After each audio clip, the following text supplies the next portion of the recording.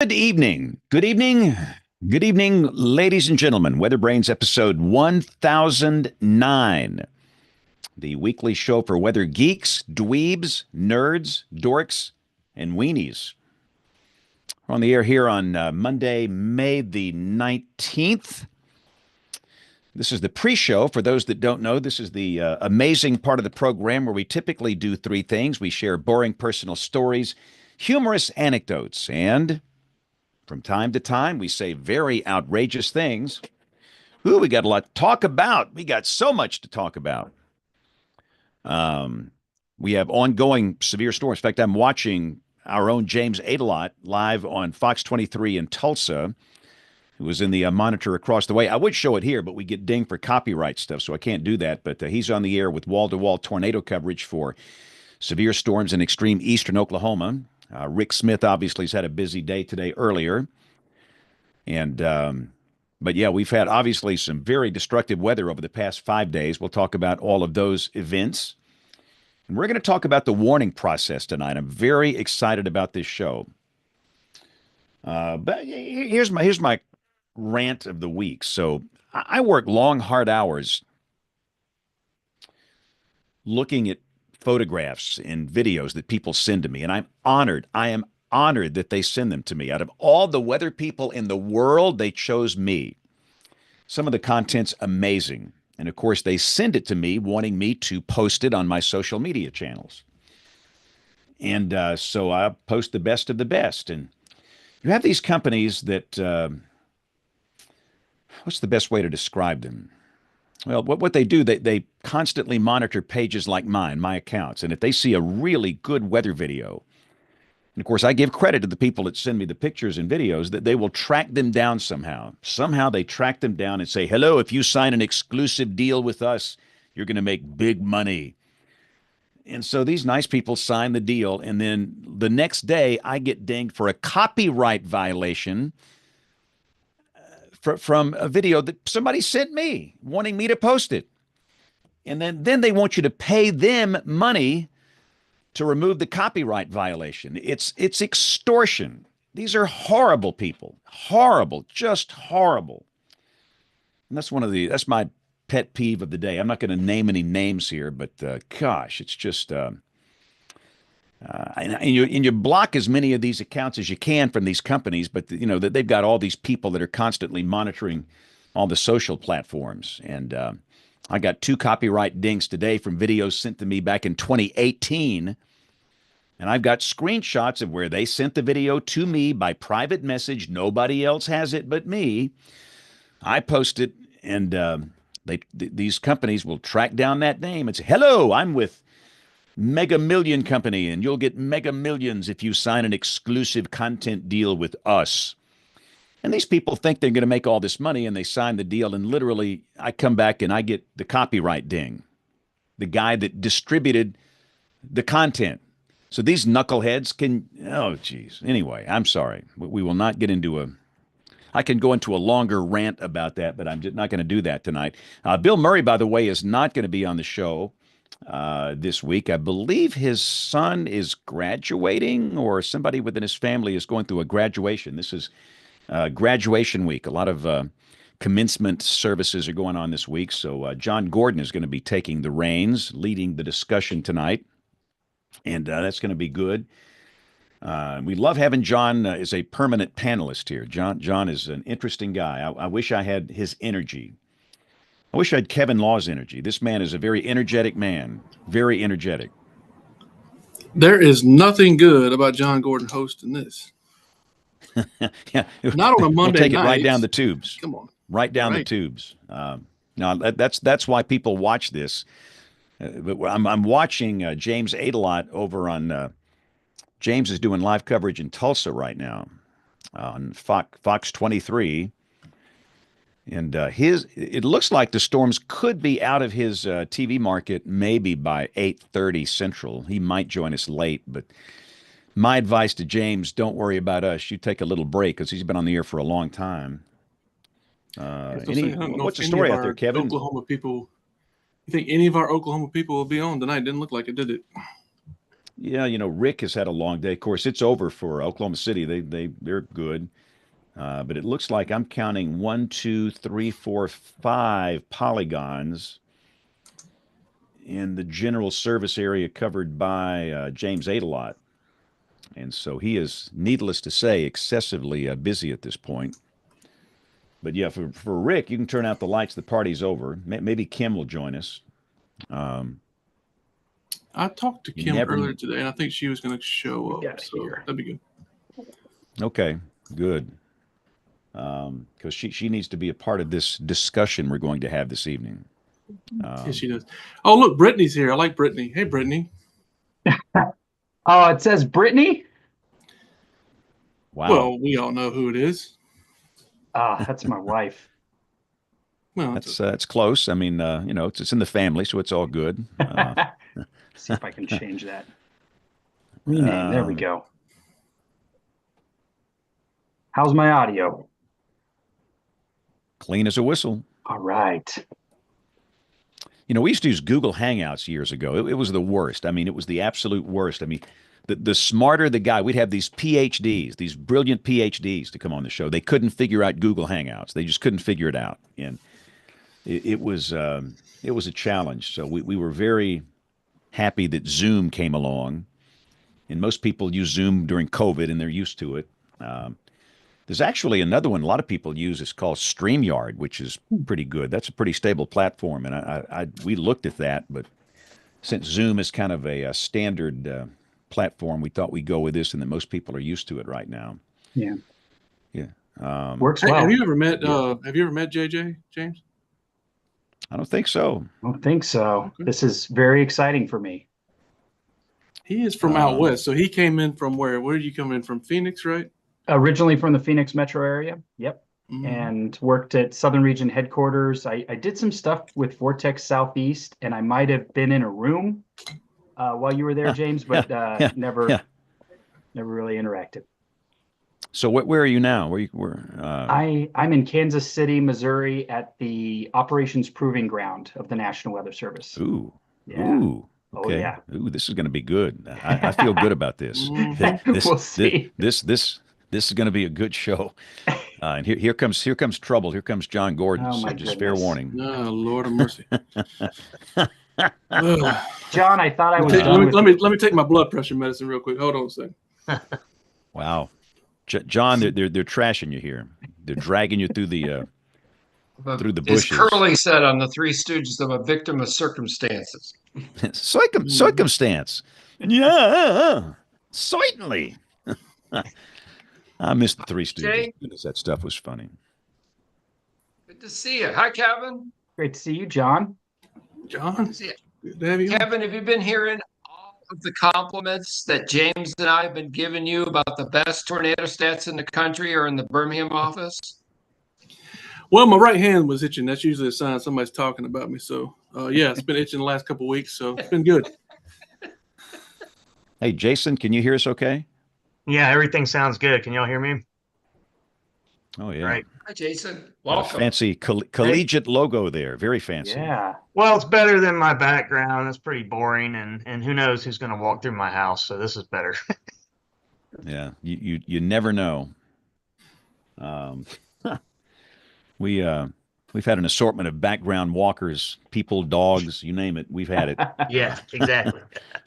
Well, that's why I'm pointed towards this boring wall, because if I turn it, I'm in my bedroom, and you just don't want to see that. No, I totally understand. I've done that. I'm in a Sometimes I get a shadow. People say it annoys them, so I'm like, all right, I won't do that again. I literally work in a closet.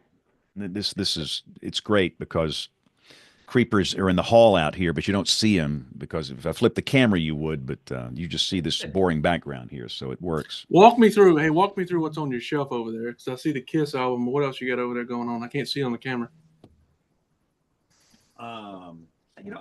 What's funny? One of our news anchors, Dave Baird, he retired and he was cleaning out his desk and he said, "Hey, I got some Kiss vinyl here. Would you like these?" And I said, "Okay." So when he left, I became the owner of two Kiss albums here, And nobody knows who they are anymore, but old timers would remember. John Gordon, remember Kiss by any chance? Okay, good. 100%. Gene Simmons was the lead singer. Oh yeah. It took them 3 hours to get ready for the concert. Yeah, the lot of makeup, a lot of makeup, a lot of tongue wagging. Jen, you don't remember Kiss, do you? I do. And they You had do those not. huge boots Yes. that they boots. wore. Yeah. I mean, I listened to them when I was in diapers, of course. You were not even alive when this was going on.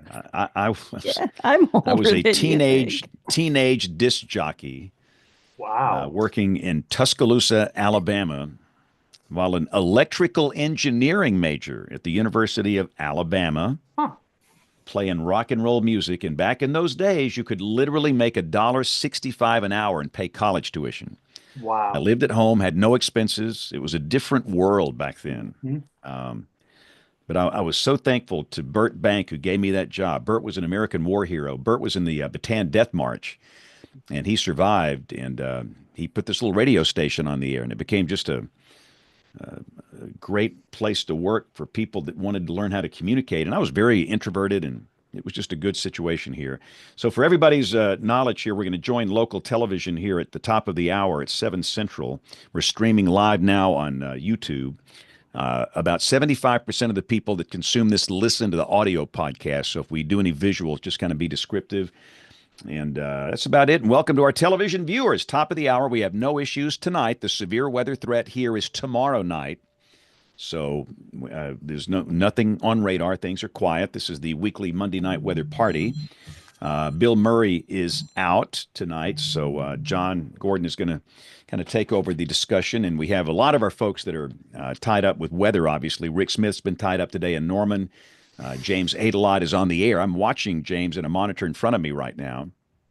And so we're not going to have our Oklahoma contingent. Hopefully Kim can join us here soon, and we'll get a little bit of an update on what's happened out there today. And, of course, we have a lot to talk about over the storms in Missouri and Kentucky in recent days. A lot of stuff to talk about. So let's get this thing going here. Let's record track number 1 in audio hijack, track number 2. And I just saw Kim accepted the invitation. She's coming. All right, here we go. In 5, 4, 3, 2, 1. You're listening to WeatherBrains. They're kind of a big deal. WeatherBrains episode 1009 for May 19th, 2025. Weekly show that's all about weather. We are not the best weather podcast in the universe, but by golly, we're the oldest. 19 years. 19 years runtime. Hard to believe. Troy Kimmel just joined us from down in Austin. Troy, how you doing? Doing okay. Who's this guy named Kevin that's with us? I mean, he doesn't even have the last name up there, you know? Jeez. But good to see everybody else. Jason, everybody else, good to see y'all. You can get it started early. That's okay. I know.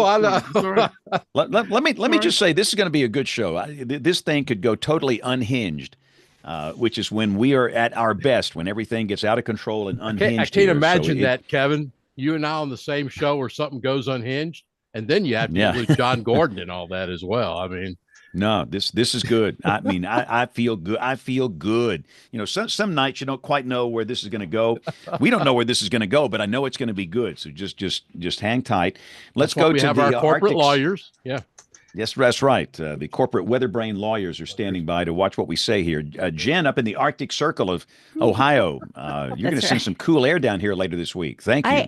I am. It's only going to be in the 50s here for the high, by the way, Thursday and Friday. So it's going to be pretty cool and rainy. I think I have a small window of opportunity to mow in the morning, and then that's it. So Jen, I got to get with it. Jen, I'm sorry, but this word rain, what does that mean? Yes, it's the wet stuff that comes from clouds. You've never seen it there. Okay, we'll do offline on that. Okay.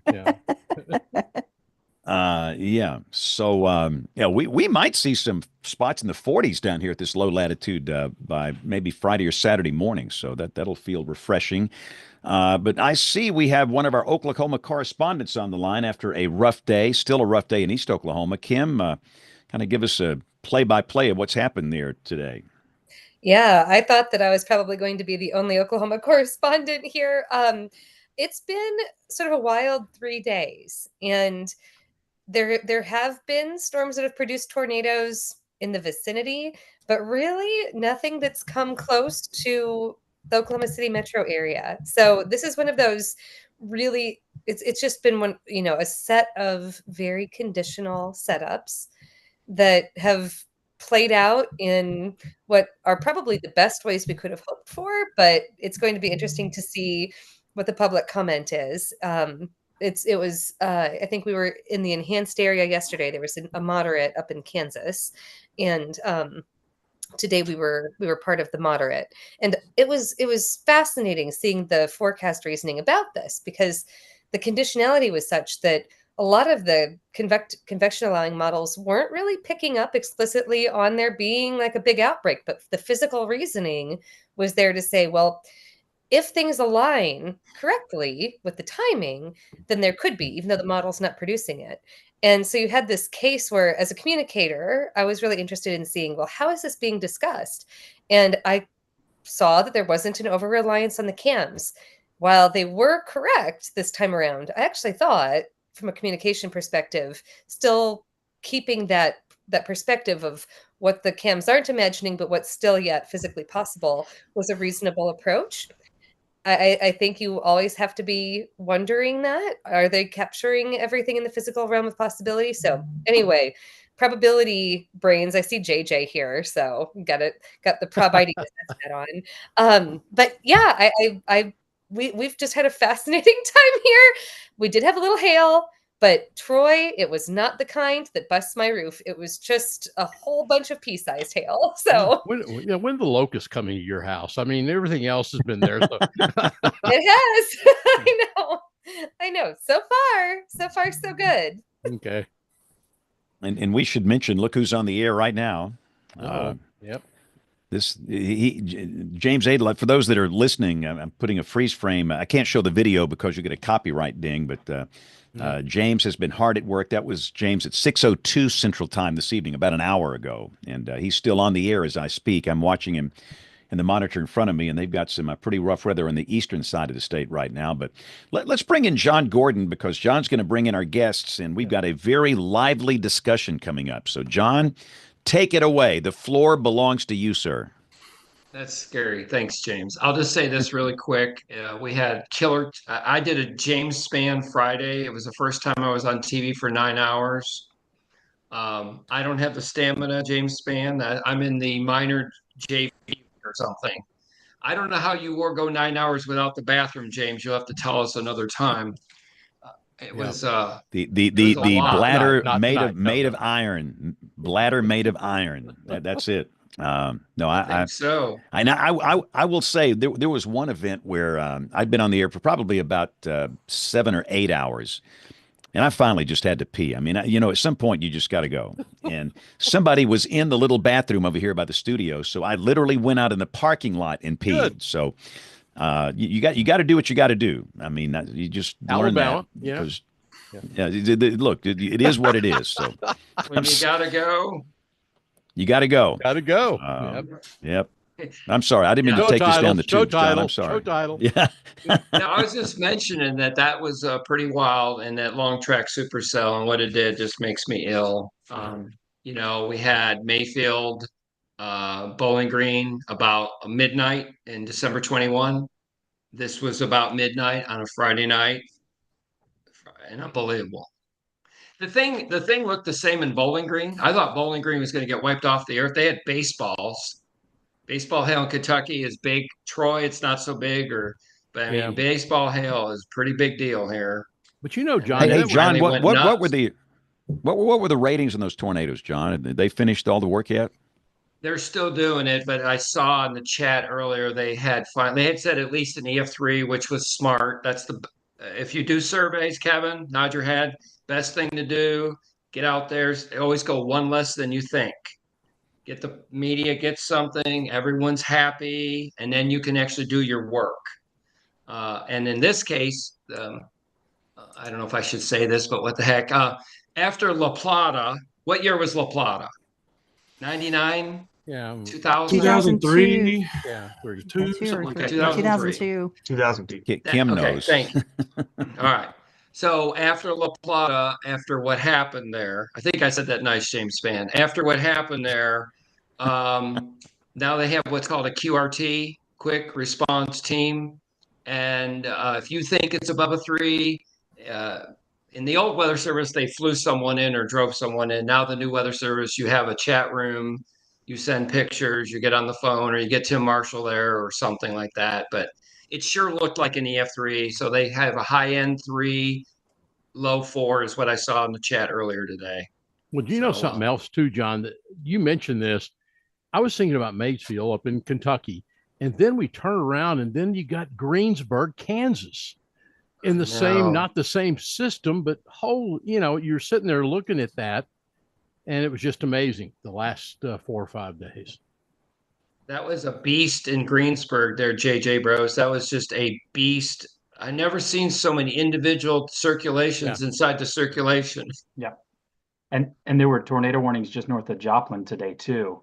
Wow. So, I mean, there was a lot of infamous locations that had activity right close to them. And you just heart goes out to those folks. You don't want them to have to deal with it again.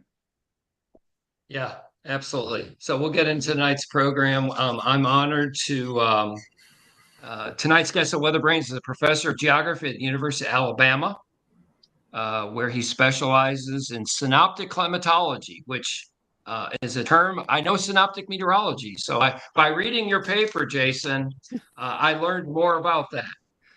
And the intersection of weather, risk, and perception and public response.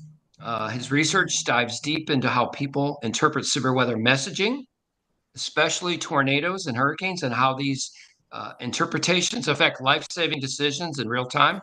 He's also a key contributor to projects on warning, communication, and the real big thing that's going to go on tonight is the weather literacy in southeastern United States. So please welcome to WeatherBrains, Dr. Jason Sinkbill.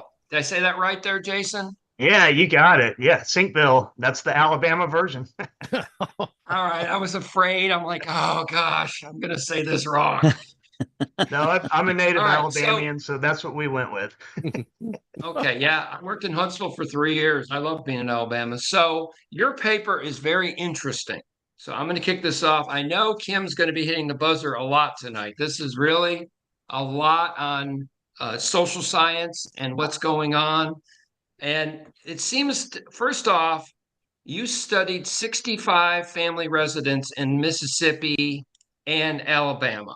And what did you discover about the geography? I'll just kick it off there. It's like a set in volleyball. Here we go. Set. Yeah. So this is work I was doing with Kathy Sherman Morris from Mississippi State, and we had a series of articles that were part of the Vortex Southeast. They're funded by Vortex Southeast, and this particular one I think you're talking about is the latest one.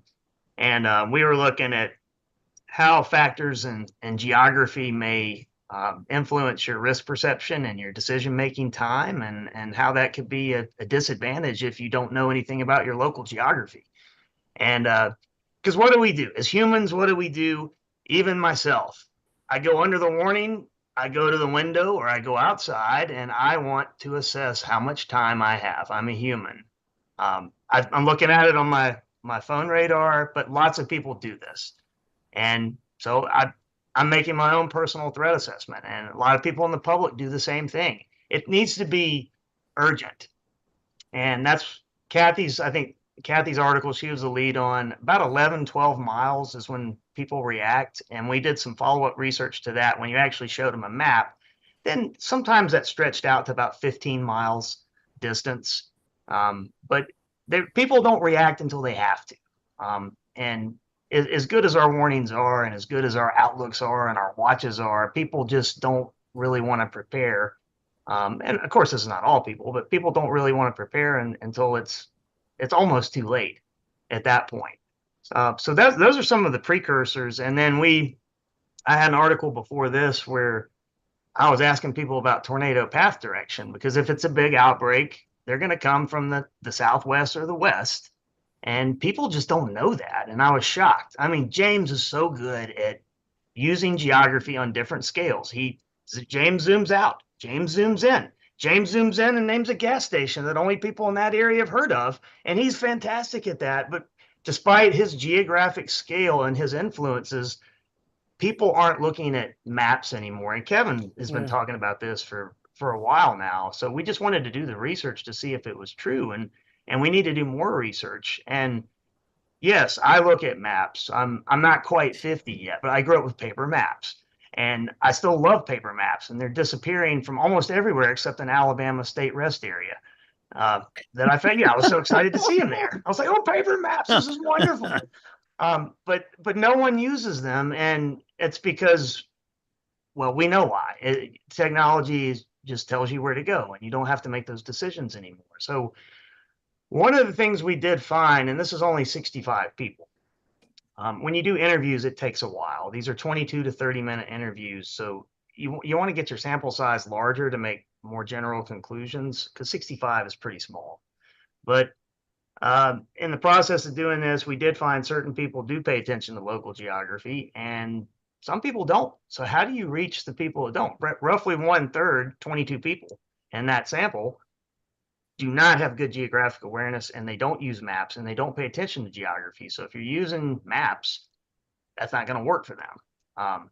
Jason, that's kind of shocking. Go ahead. Yeah, true. Yeah, Jason, I've got a question. I retired from the Department of Geography and the Environment here at the University of Texas. I was in your class in the late 90s. Yeah. Okay. I was out there. Okay. I'm just wondering what it is about the United States. We are largely geographically ignorant. This country is, and I don't mean that as a negative thing. I'm just saying, is that because that colleges, universities, secondary education, junior high, high school basically shove geography, and especially physical geography, off the side? Or what's the reason for that, Jason? It's usually middle school is the last time you have that. And if anybody else's middle school experiences was like mine, those were lost years. I mean, I didn't pay any attention for 3 years of school. So if you have it during that time period, that's not a good time period to retain anything. But that's one aspect of it, Troy. It's one of the first subjects that's cut from the curriculum. It's not required anymore in most areas.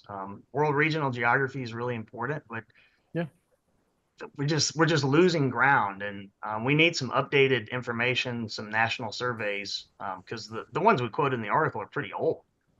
We just didn't see any updated information. Well, I mean, when we sit here and we rely upon county-based, well, not county-based warnings, but warnings that involve counties to know what county you're in or parish you're in, depending on where you are here in the United States, it just seems like that is life-saving information. If you have a NOAA weather radios, we hear about a little later on, and things like that. I kind of scratch my head about that sometimes. In a weather and climate class at UT, Jason, I required a place name quiz, and I had students that come in to torch my house, burn it down. You can't ask that. It doesn't have anything to do with weather. And I said, I don't give a damn. I'm teaching the class, and we're going to take this quiz. I want to see what you know. And I have students, Jason, that come back to me well after the semester usually and say, guess what? You're right. We did need to know that in the business that I went and worked in. And if I hadn't gone into that information, I probably wouldn't have known, well, what's this thing called, an atlas? But again, we don't have the Google's World Atlas anymore. I mean, that's out of print now. And it's interesting to me. Yeah. So Jason, that was great, Troy. Same question. I don't remember school when I had geography. I mean, I have no idea. And it's so important in meteorology. I mean, physical geography and knowing the surface of the earth and the Gulf of Mexico, or the Gulf, I have to be careful, James. But the bottom line is that, if we wouldn't be seeing this weather we're seeing over North Texas and Oklahoma and Arkansas and back into the plains and all the weather the last few days, it weren't for something called a maritime tropical air mass. Yeah, that's right. And I used to admire Bill Keneally on the Weather Channel. How many remember Bill Keneally? And he used to he knew the oddest places. He was like Span on steroids nationally. He knew the oddest darn places. He knew where Carhenge was in Nebraska. Alliance, Nebraska. That's right. All right. So let's go back to two things you said, and we'll open it up and introduce our other guests. So and I've got your paper cliff notes right in front of me here. So let's talk about the path direction of tornadoes. According to what I read, 75%. That's a big number. Am I right? 75% of the participants did not really know which way tornadoes track. Is that correct, Doctor? That was from our larger survey. Now, when we asked our smaller sample of 65 to draw it on a map, they did much better. So that's possibly an issue of just not knowing directions. And I teach 100 level classes. 100 level intro to atmospheric processes classes. You would be shocked at how many people don't know their directions. They also don't know where the sun comes up and where it sets. Oh, I'm serious, because that's not being taught anymore. We're just assuming people know that, but they don't know it. So going back to that, yes. This is very troubling. put it. So Very disturbing. when we asked them to draw it, they did much better. Now, some still missed it, but it was a much smaller percentage. The one thing in your paper, I learned a lot in your paper. Now, the stats kind of hurt my head on page 7 and 8. I hadn't done those kind of stats in a long time. Beware of everyone. If you read this, heavy stats for 2 pages. Yeah. But all right, this is most surprising. The demographics don't always predict awareness. Okay. I think most people will be shocked if you didn't read the paper. One of the worst performing groups about geographic awareness was older, more educated, and lived in the county longer, but still had poor map skills. Jason, what do you got to say on that? That was 9 people in that group, and that was the worst performing group. So it just shows you it's not, those are the people that don't use maps. And again, it's a sample size of 65. We need to do this on a much larger scale. And well, I won't get into funding issues, but anyway, if that's going to be available at all in the future, we need to do this on a much larger scale. It's hard to extrapolate and jump to widespread conclusions when the sample's only 65. But I think there's enough there to begin having these discussions like we're having right now. And yeah, so the group that did the best, there's 33 people in that group. That's encouraging. And the 33 people in that group, they were the oldest group, and they were the second longest lived in the county. So those people really do look at the maps. Now, this group of 9, I don't know how to relate to those people, and it's because I'm very spatial, I'm very visual, and I'm map oriented, but not everybody's like that. And it's hard for me to understand that, but I have to realize not everybody processes information the same way I do. They don't go through the steps of information processing like I do. And I have to always step back and say, okay, how do they approach it, and think of it that way. Yeah, sounds good. Let me just Kim's next. Let me just introduce our other panelists. My buddy who runs the operations proving ground in Kansas City. Give a round of applause to say to JJ Brost. Greetings and salutations. Good to see you, man. How are things? Things are great. Things are great. And by the way, geography degree, not a meteorology degree. Arizona State University only had a geography program. They had a MET, like special emphasis. So I got the credentials, I got the creds, but geography degree for the win. Well, glad you're here. And you definitely got some questions to interact you later. And the Science and Operations Officer who leads the best tornado stats, POD and FAR in the nation at BMX. Say hi to Kevin Laws, everybody. John, thank you. Should we ask JJ what direction the sun sets in? Does he know, Mr. Geography Major? Sun may rise in the east, at least it's settled in a finer location, which is the west, which is where I'm from. There you go. See. Great. Well said. Thanks, Kevin. That was good. Kim, go ahead. You're up. Well, how do I follow up on song lyrics? It's pretty high bar, man. But geographers unite. So I love all of you guys. This is such a power panel, and I'm so excited to have this conversation. And Jason, thank you, and Kathy. and your whole team for leading out this important work that you guys did for your Vortex grant.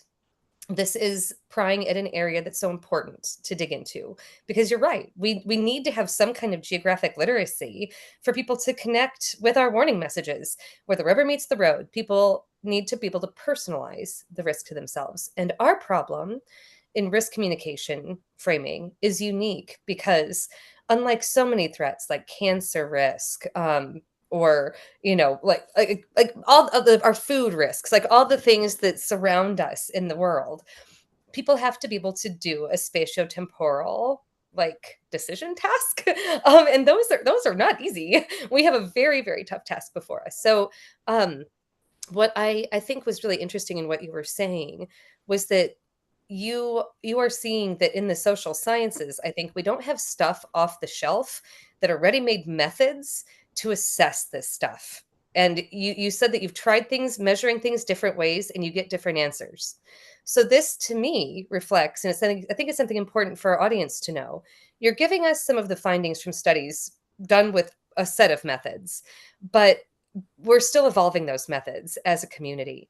So when you were talking, about the paper, that the most recent paper, and saying that people have, poor geographic sense, what was the task? The task was that you were having them fill in like a blank map, right? And Yes. could they label it correctly?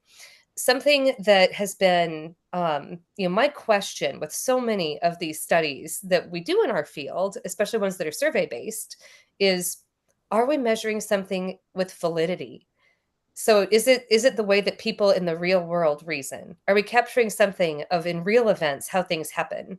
And part of my admitted skepticism is because on the ground, I started my own research by studying events and looking at how people reasoned in a spatiotemporal frame in like a real set of events, especially starting with the tornado outbreak in your backyard. It's how we came to know each other.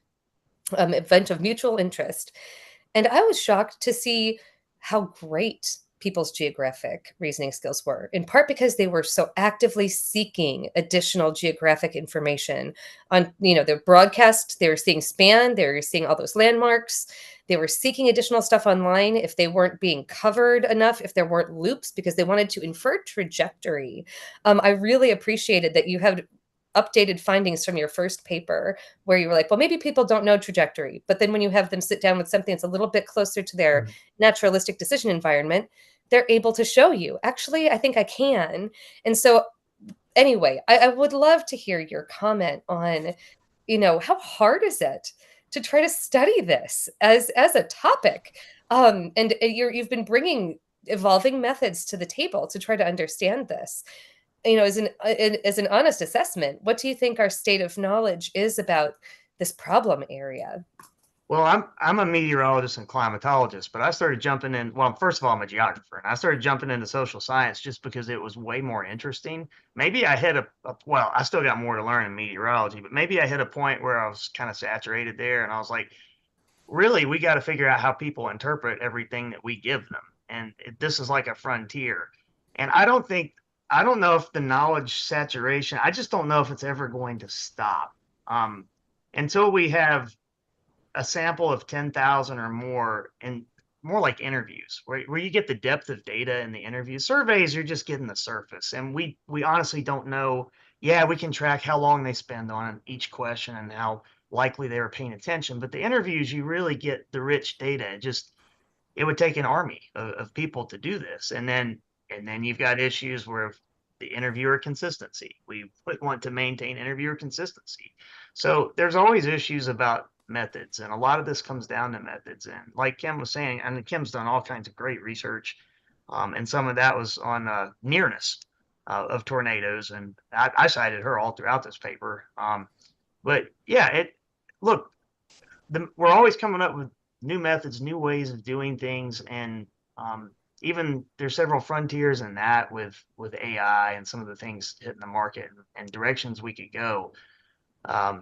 Is there a saturation point? When do we get to a point where we start hitting policy harder?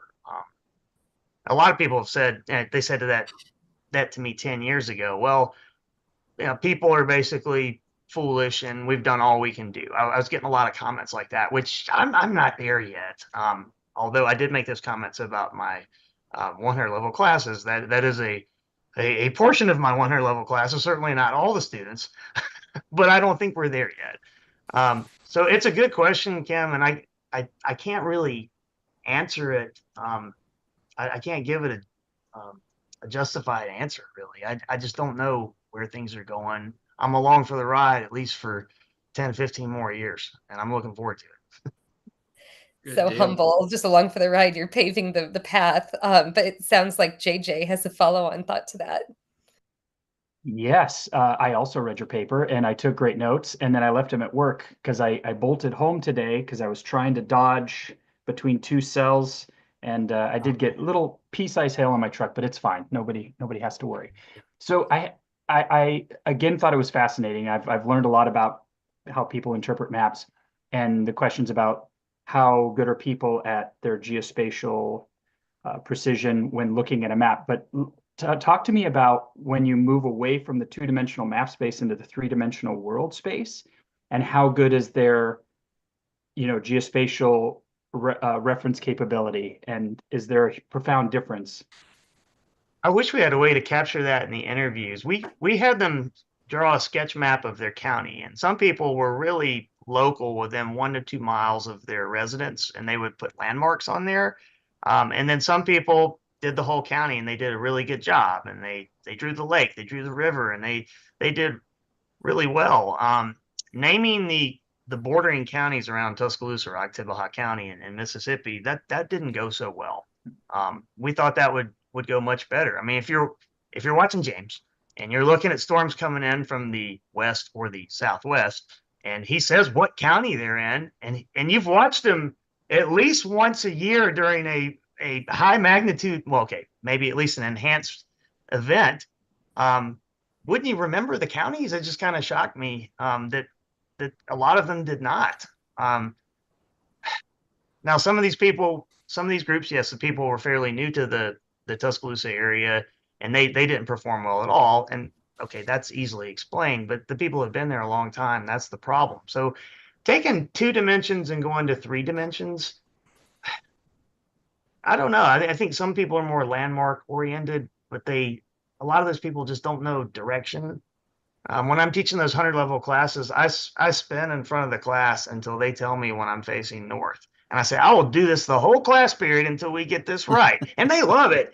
And I'm getting really dizzy, but I want to make sure that they know. And no one ever knows what direction they're facing, just because you don't have to know that anymore. And you know what else is interesting too, Jason? I'm thinking about this, and I'll now tell a story on myself. And I'm interested to hear what Kim says about this. The one thing, and I think my parents, I'm lucky they're still alive, but they remind me when I was in the station wagon, if no one remembers what that was, back in the 60s, and we would drive on an interstate, I was reading every sign that went by.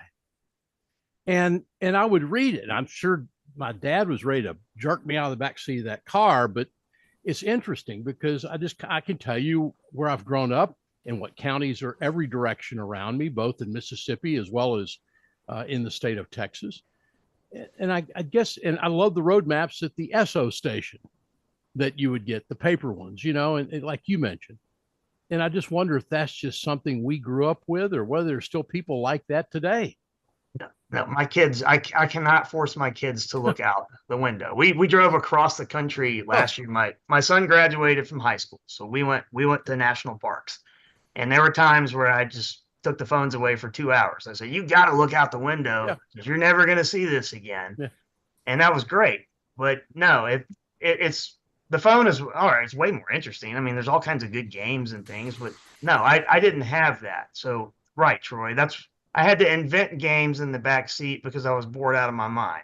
And part of that was memorizing the atlas just out of fun. But yes, there's a big difference.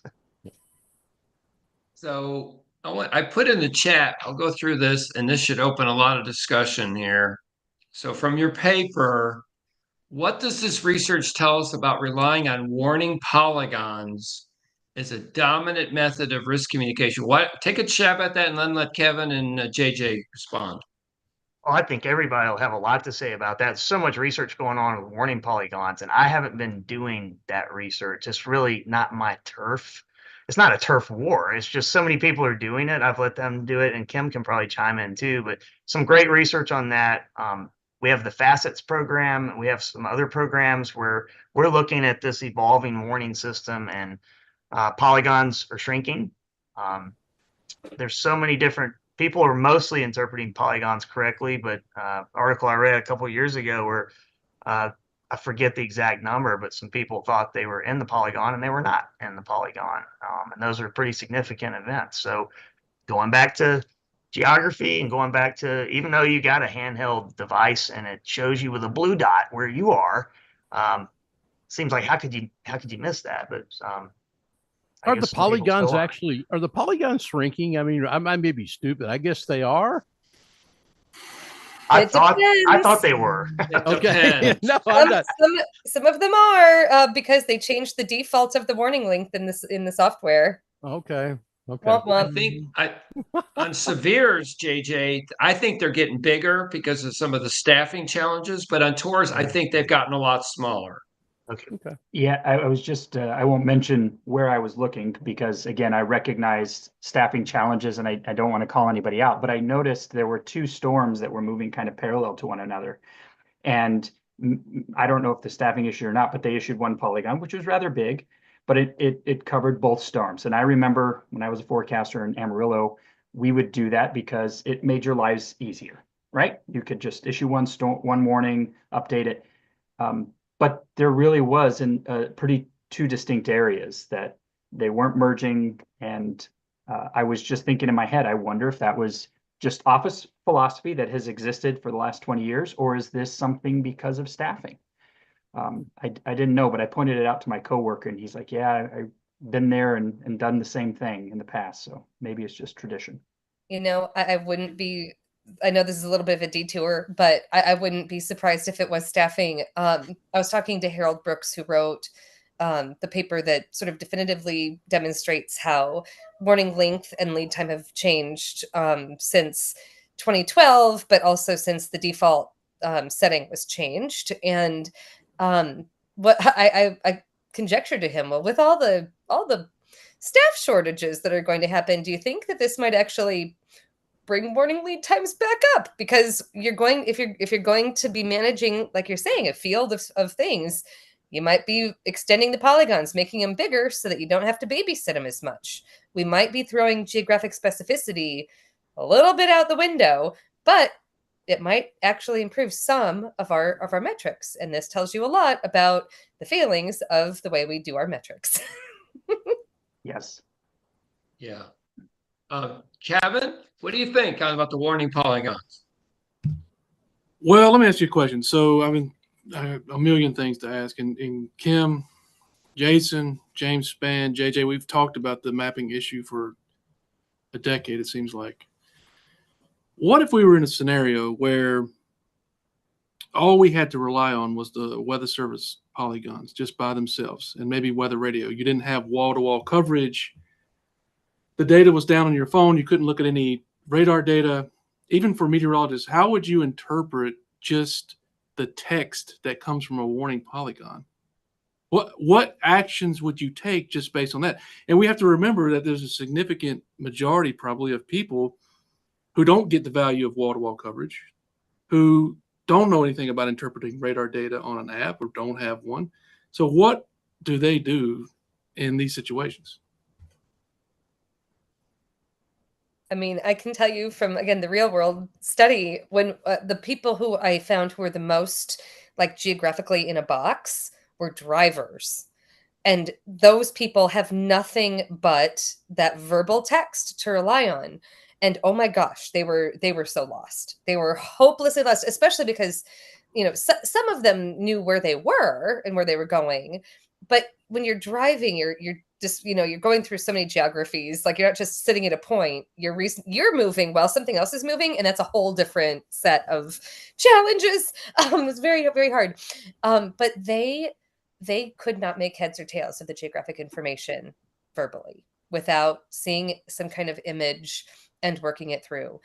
It's funny. I was talking with someone in the FAA today. I'm doing an aviation study, and they were talking about how even pilots, speaking of 3 dimensions, having to reason about things, they started a concerted effort about 10 years ago to bring in human factor specialists. And they started to do things like colorize maps for important thresholds and allow, have technologies where multiple, like meteorologists at different kinds of different forecasting entities could all be on a map together and say, no, I think this is here. Because even for meteorologists, it's hard to just use words. And it's when they made a picture and when they started to make everything clear on a map that it revolutionized the field, and it made air travel so much more efficient because we were able to plug in. I think what you've keyed in on, Kevin, is hard for everyone, including specialists. It is hard to construct that whole thing in your brain. That's right. Well, I've also learned too, and we talked to John Gordon, JJ. We get out there in the field and we walk these surveys. Sometimes I just walk them on foot, and I talk to everybody and anybody I can talk to.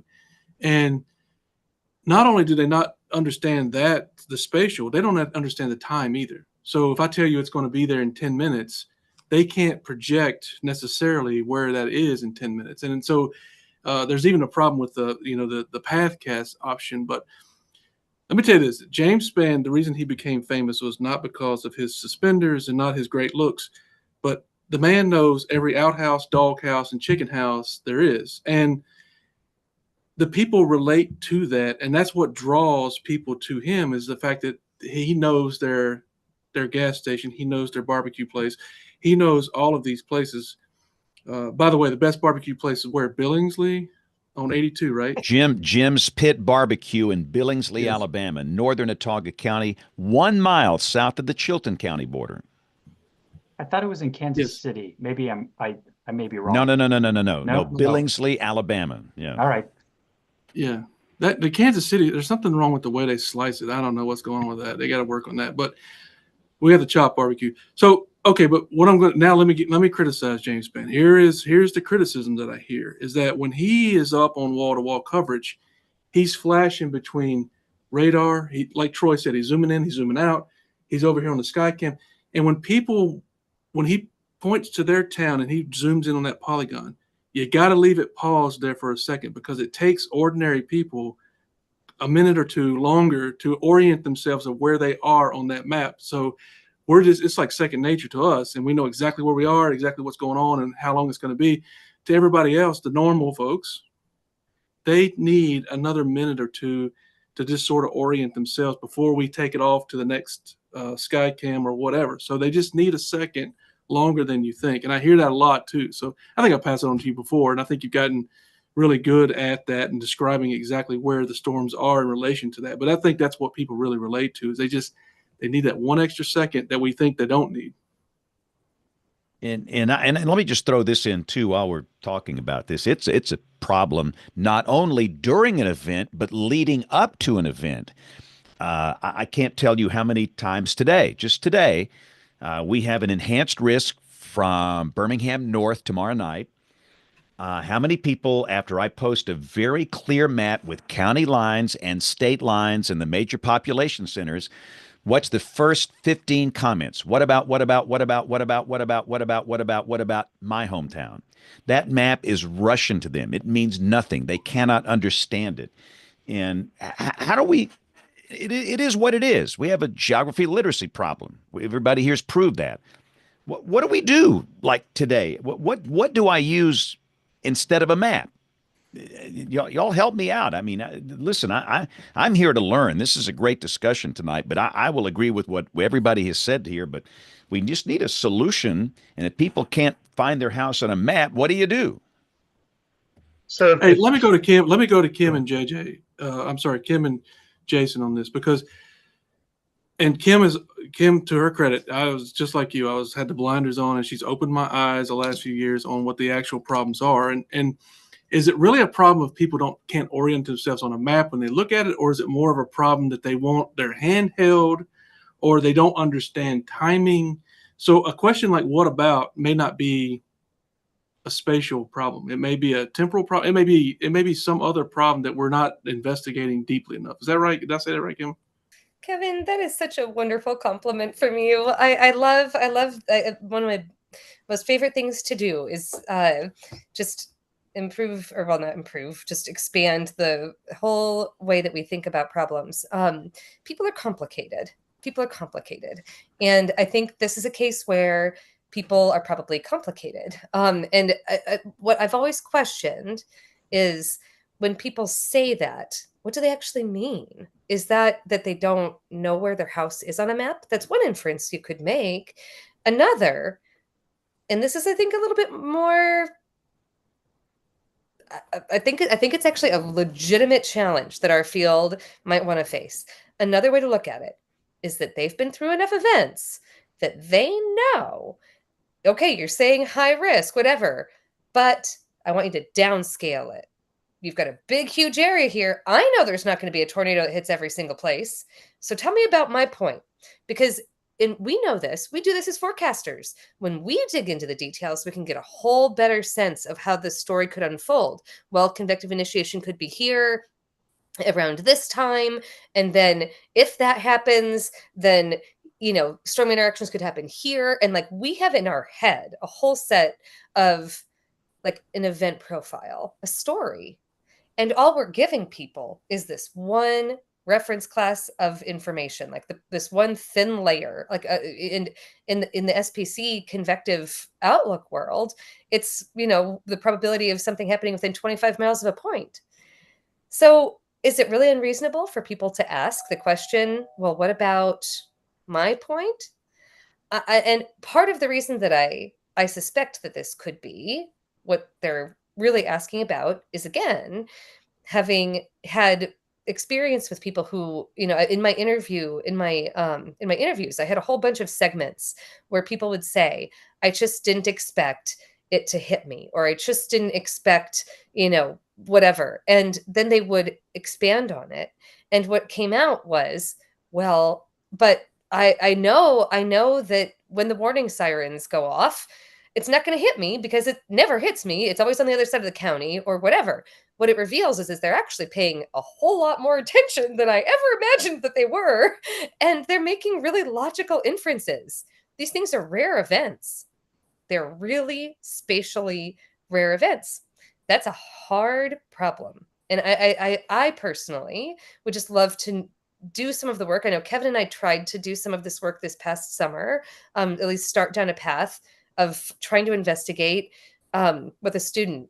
If people are asking this question on social media, what are they actually asking? It was really hard for us to recruit people into that study to tell us more. And we're going to need to get creative to find ways to investigate this. But be that as it may, like it's sort of an open question, but I've got my suspicions. I just have my suspicions. I saw a lot of nodding going on. I think we can all resonate with that. The reason I ask you is because what opened my eyes was that we did a little thought experiment here, because we get the same kind of questions. What about my town? And on Twitter one time or Facebook, we decided to answer the person's question and give them more detail. You would think the dam just busted, because everybody came in and wanted to know about their town. So James, I dare you to answer one of those people and see what happens to that. But that made me think, though, on a serious note, that made me think that people, they want the personalized service. They can probably read the map, maybe, I don't know. We haven't dug around enough, I guess, to figure it out. But I think there's other avenues we could explore. And maybe it just comes down to the fact that they want that personalized story. I want to know about my street.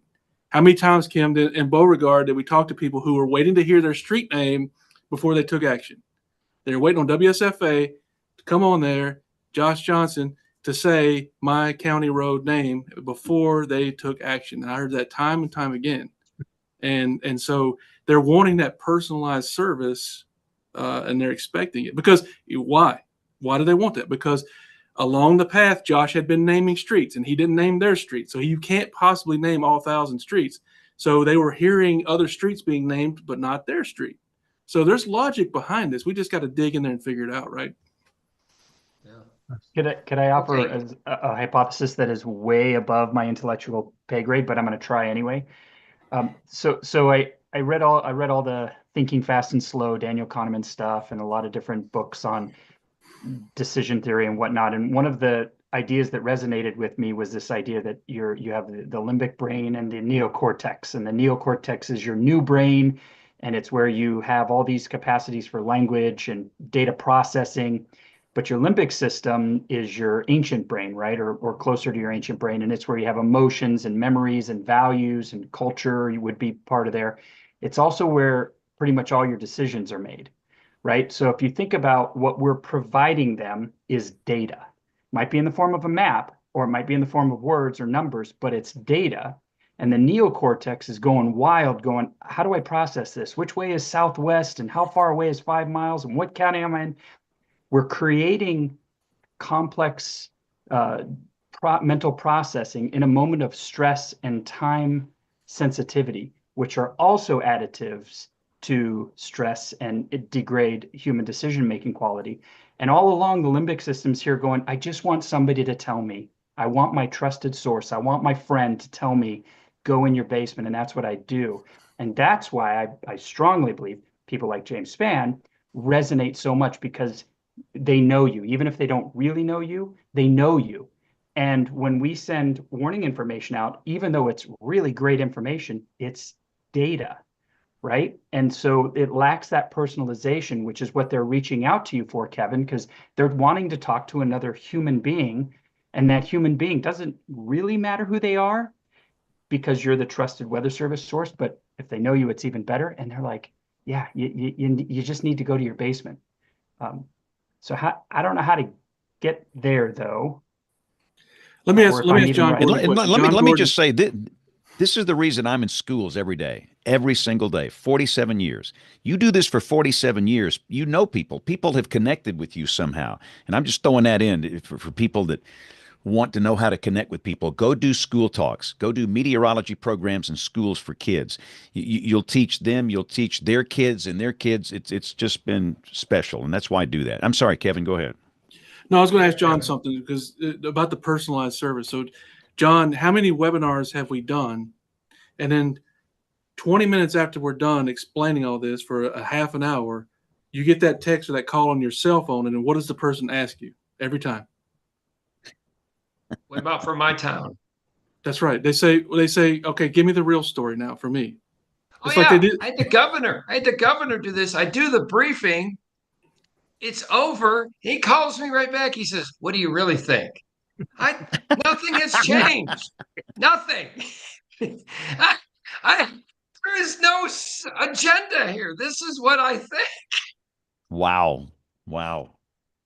Yeah, it happens all the time. And John, he's like the CIA. He's got this hidden information that he's only can share with the governor about his personalized street or whatever. But we get that question all the time. And the amazing part about it is it comes from decision makers. It comes from the people who are at the top of the chain. This is not coming from your neighbor down the street, even though it does. But this is coming from people who are in the know, the decision makers, the ones that we spend all this time with briefing. And they still think there's a hidden story that's just for them, or I never have understood it. Never. So anyways. They're humans though, right? Just they're still human, which means they still have the same basic brain that we all have, and still from at least an evolutionary perspective operates very similarly. And I think to me, that's the key here, is that even though you might have more knowledge of certain subjects, or you may be able to process data faster because high IQ, at the end of the day, you're still human. Unless you've had damage to your limbic system, you still want somebody you know and trust to help you through complex, high risk, high reward decision making.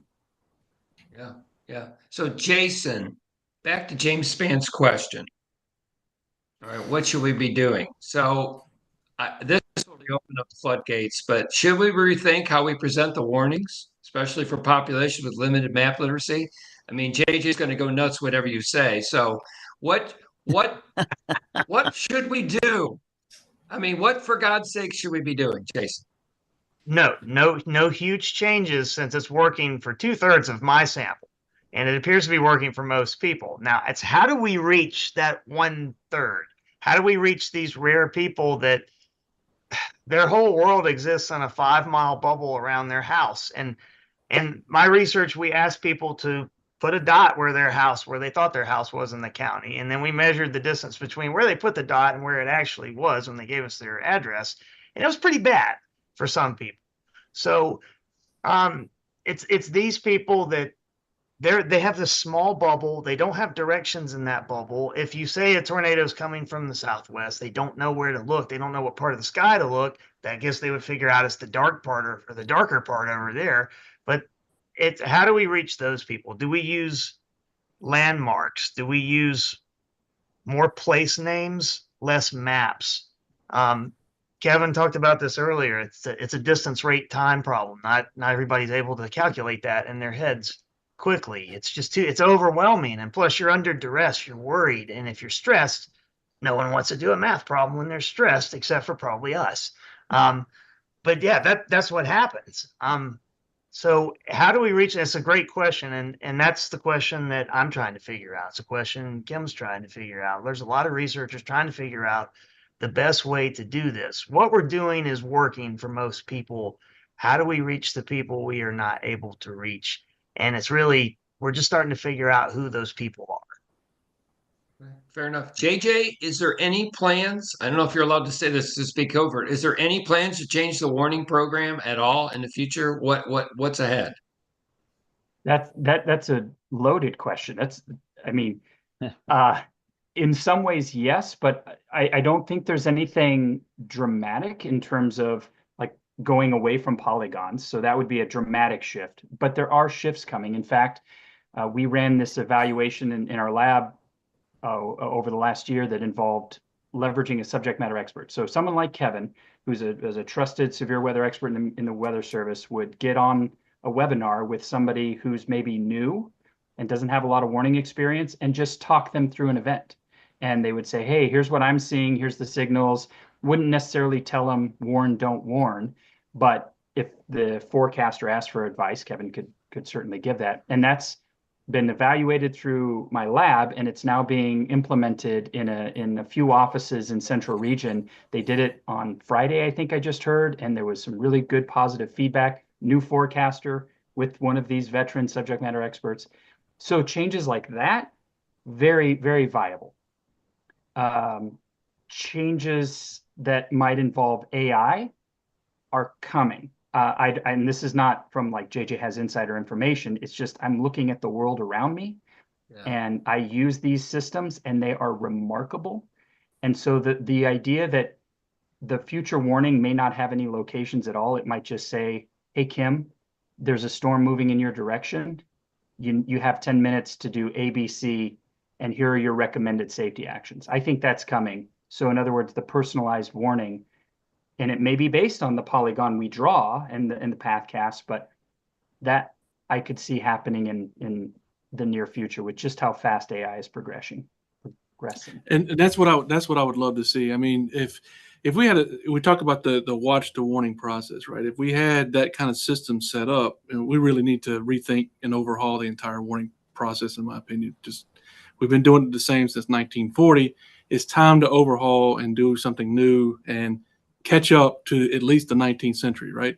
So what if we had a system to where, at 3 hours and it says, hey, what are you up to right now? You've got storms that are, entering the state from Mississippi, and over the next 2 or 3 hours, you need to be thinking about a plan. Where are you going to go? Do you have a place to go? And as the time steps get closer and closer, it's giving you actionable information. Because one thing we do know, and I've learned along the way, is that human beings need direction. They need to, you can't tell a human being to seek higher ground. That doesn't work. You have to tell them where to go. What is the higher ground? So it's almost like giving you step by step, hey, you need to go to at least this street or between these two streets if you're going to seek higher ground, or, just something that's very reasonable to them that they can relate to. And I think who knows how long it would take to adapt this stuff, but I think we just need to be willing to try to start working on programs like that. But there's one reason and one reason only I have no hair left, and it's the big D, dissemination. And we have not figured out the dissemination trick. We are just bound by weather radio and the county based, and it's very difficult to come off of that because why? We've instructed people for decades, go buy a weather radio. You know, it's going to save your life. It's like your alarm clock. So it's very difficult. We need to be running something in tandem to weather radio and let it be supplemental to what we're doing in this new AI world. So I would love to see that happen.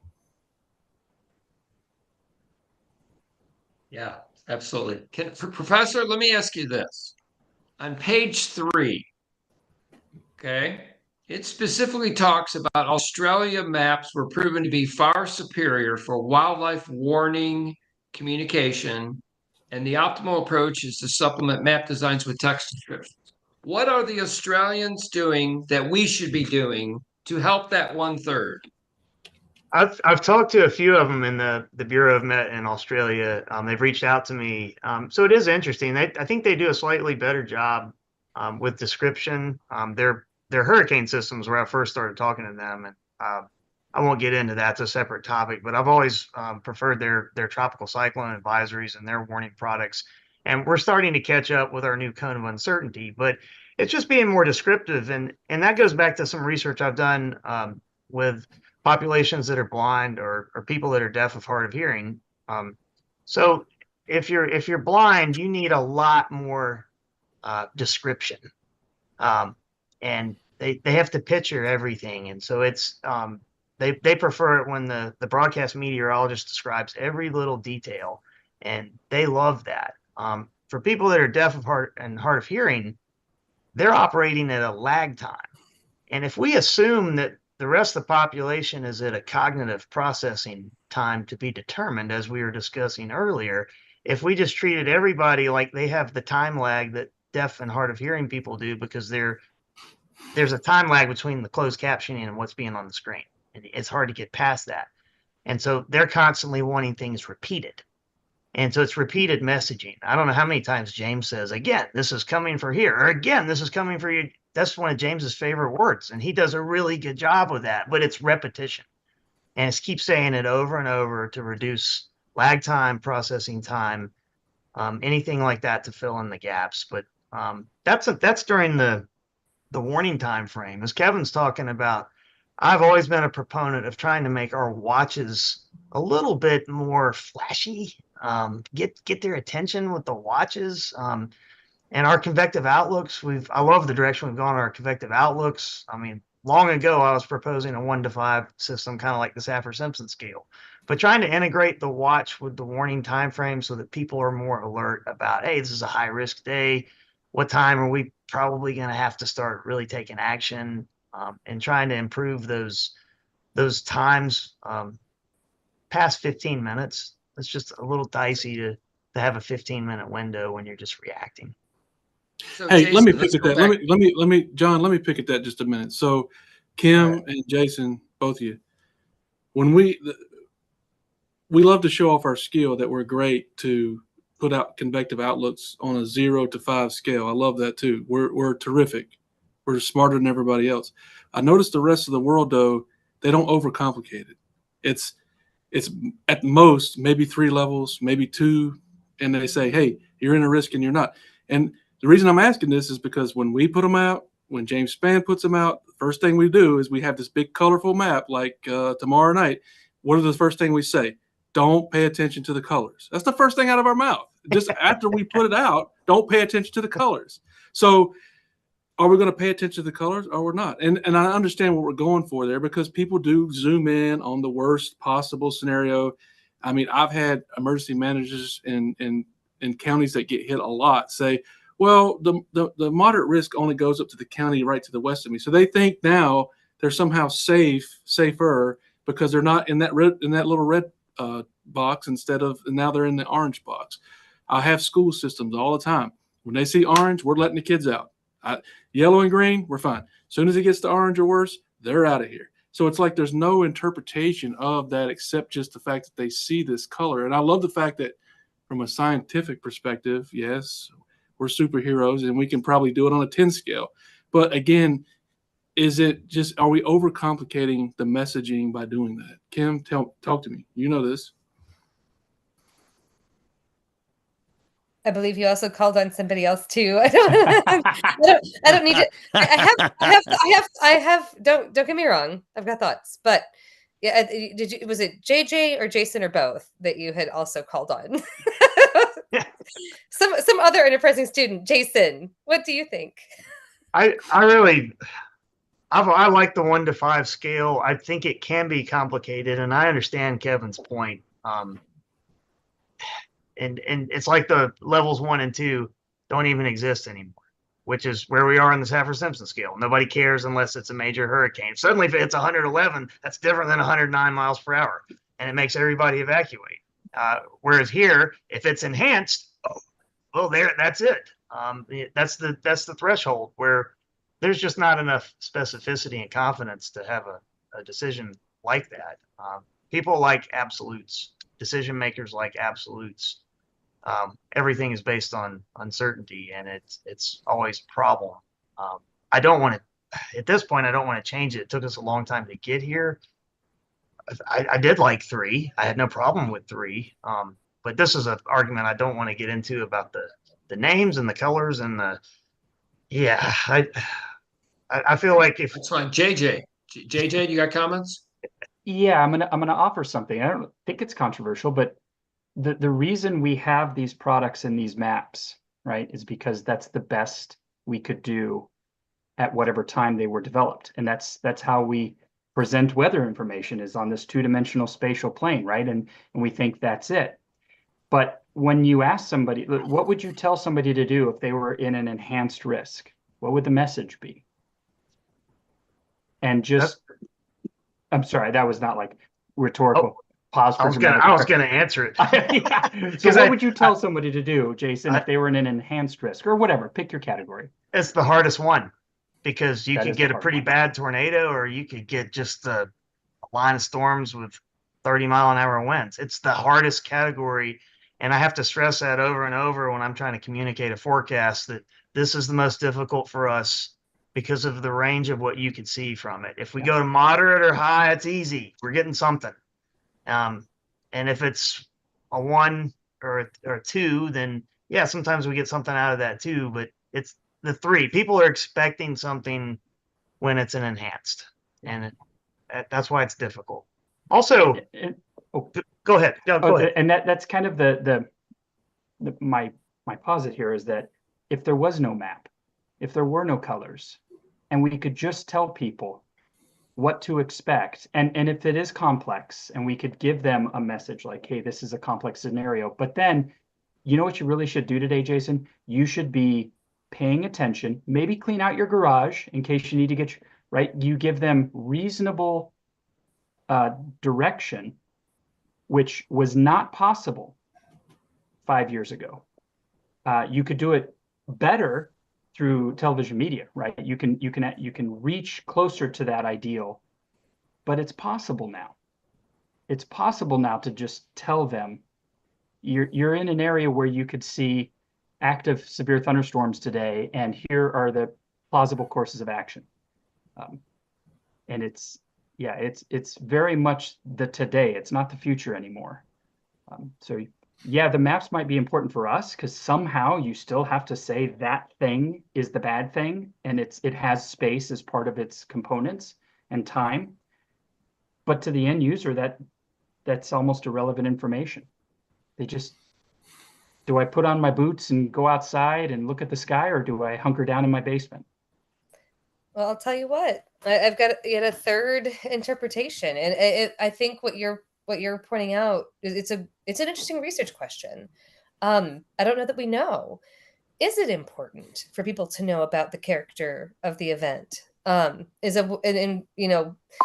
that's been sort of a premise of communicating forecast uncertainty is that when you do that well, it improves trust. People, you're more transparent, and people have a better calibrated sense of what could happen, and then they trust you more.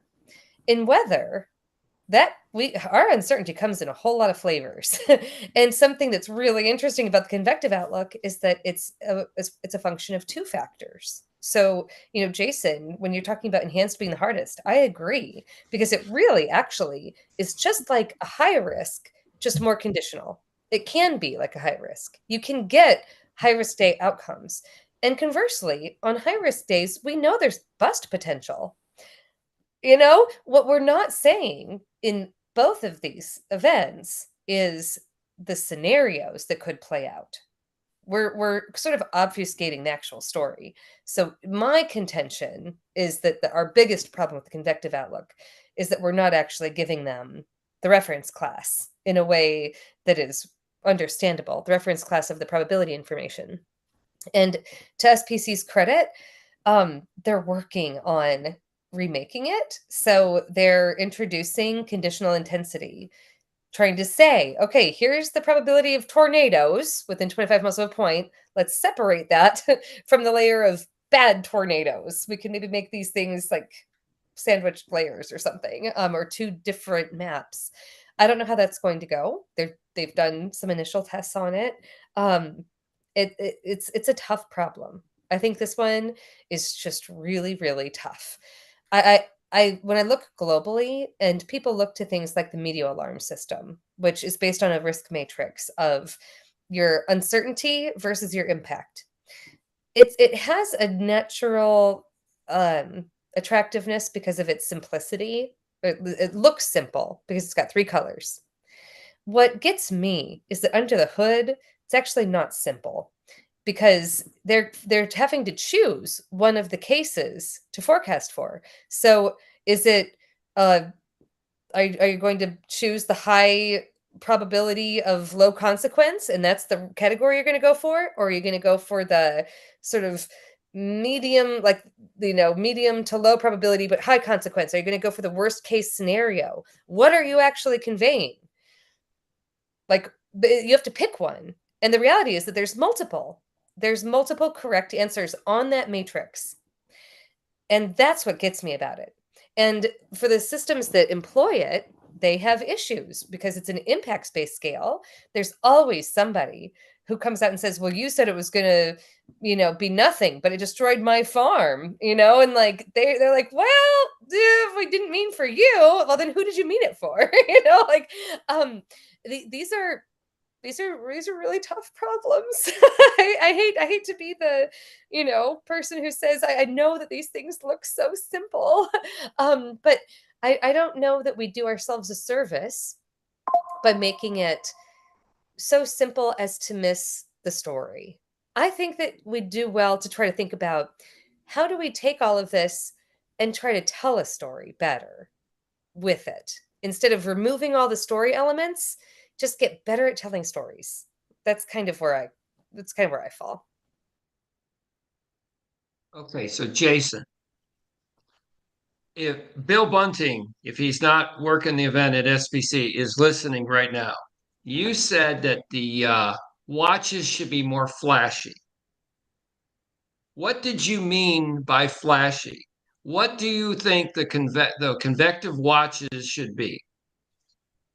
A warning gets people's attention, and most people know what a warning is. The watch is just this vague period, 3-5 hours before, and I just don't feel like people are taking it seriously. The convective outlooks, most people just, of course, we all know that, but a lot of people don't know what those are unless somebody like James really broadcasts that and says, hey, we're under this level.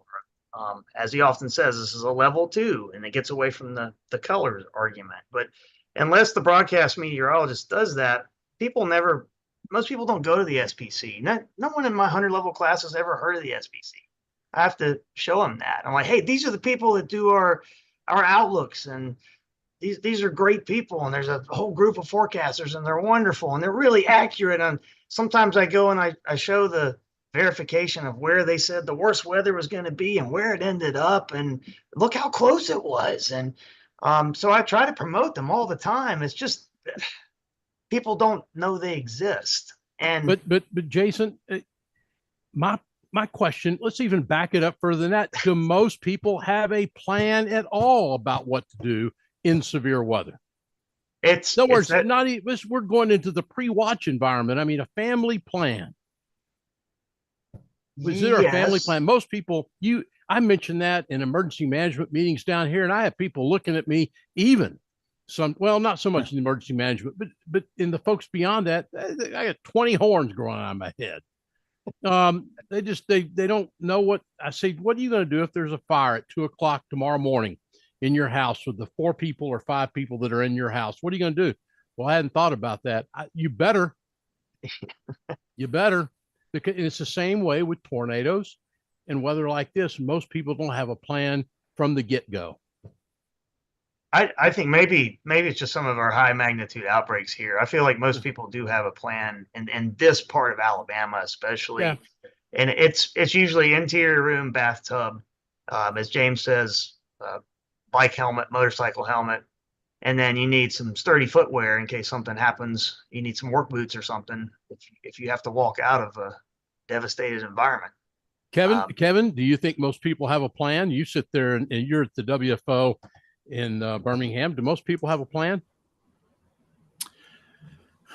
I think they probably do. Now, whether they enact it or not is a whole different thing. And I think that's a whole host of different problems depending on their circumstances. But here, what we find mostly is, especially the people who are most vulnerable to this, can't enact a plan that's going to be successful for a lot of cases. And that's really unfortunate because, they don't have transportation. They can't, we're asking somebody to leave a mobile home during a tornado outbreak and lay in a ditch. I mean, think about what we're asking them to do. You think anybody has the courage and the capability to even do that, even though it may save their life? But, one other thing about the colors, let me back up to that. And what you're talking about, the plan, is the one thing I do notice, and this has to be something to this, is that each level that we go up, especially when we get into 4 and 5, the information chain is very vast. And you're hitting a lot of people who normally probably don't even pay attention to weather at all. And so the number of people the engagement is so high at a level, and we went through a couple of high risks this past season, and everyone was talking about it. You couldn't go anywhere without hearing it, overhearing it. I'd be in the line at the grocery store and hear people talking about it. So there's definitely something to how the information chain progresses as you go up that 1 to 5 scale. And so I think those kind of situations, in the situations where you're going to possibly be injured or killed, there's a lot more engagement at those levels, which is great. I love to hear that. But like you said, how many of those people know what to do in that situation? It's like, you live in Alabama, you got to know what your plan is. You got to have one, and you got to be able to enact it. And it's like, it'd be like asking us what to do during an earthquake. We had an earthquake in Tennessee a couple weekends ago. What would we do? We have no clue. We don't have a plan for that. So it's like you're trying to see and hear and understand what those problems are and what the vulnerabilities really are. And it's a very tough thing to tackle, right? Jason, I want to get back to what Kim said a few minutes ago. The Weather Service, JJ, has gone all in at the poker table. They're all in on probabilities. Okay. They're all in. But from your point of view, what do you think about I'm not talking about high level decision makers. I'm talking about ordinary folks, the folks that James Spann goes to Walmart with, at the Dollar Tree. What's that barbecue place? Where's that barbecue place? Jim's, Billingsley. At Jim's. Do you think, Jason, that when you go with James Spann to Jim's at the barbecue joint, how are they going to respond when you tell Kevin Law says, we have a 4% chance of a 100-year flood tonight? What do you have to say?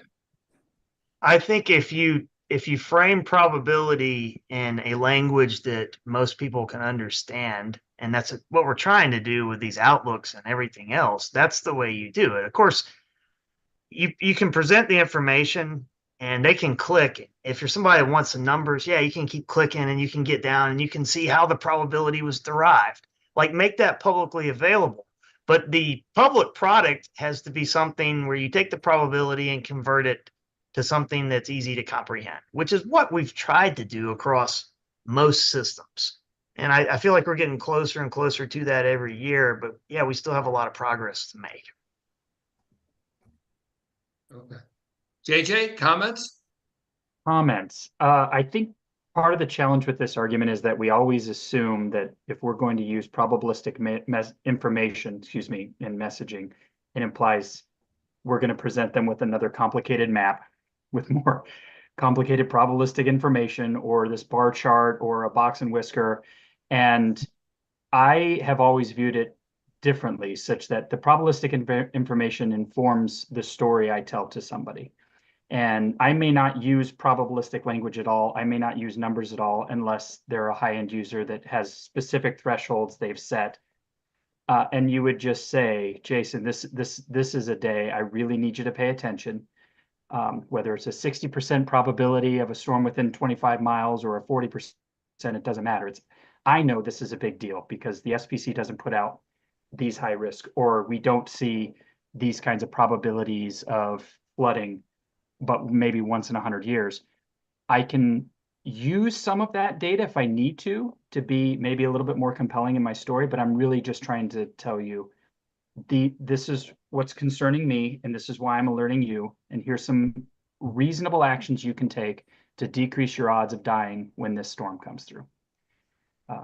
And it's almost impossible to do that, though, in our current, and Kevin was getting to this, in our current dissemination world, because I'm limited in what I can convey through a text product, through a graphic, through, even a webinar, because you're only talking to 30, 40 people, or however many that are on your EM calls.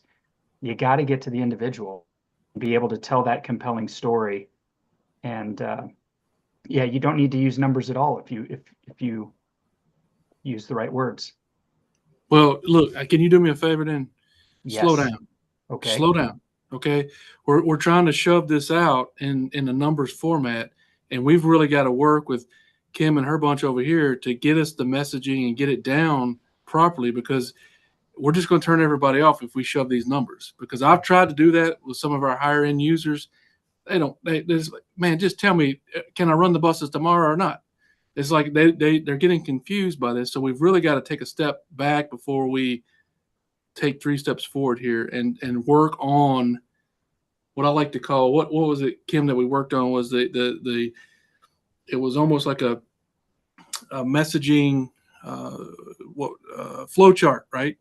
If our probabilities on the inside that they don't see are 30%, then here's some possible actions or whatever. They need the possible actions. They don't need to know the numbers, right? So we need to slow down just a minute on that to make sure that our end users understand the messaging and the actions that go with those numbers, right? The challenge is that we do live in a world of uncertainty, and so while the decision, I've thought this a long time, that while the decision itself may be black and white, maybe go left or go right, and we say that's binary, so all I need to tell you is go left or go right. The reality is the process that leads up to that decision is entirely probabilistic, because people are weighing what happens if there's rain on the interstate. It'll slow me down. Maybe I should take the surface roads. And that's a probabilistic process in its nature, even though at the end result I go left or right because I can't split my body in half. At least not anymore. So I would say that there's a value in the probabilistic information in the decision-making process. The catch is figuring out how to weave that in such a way that it doesn't overwhelm people.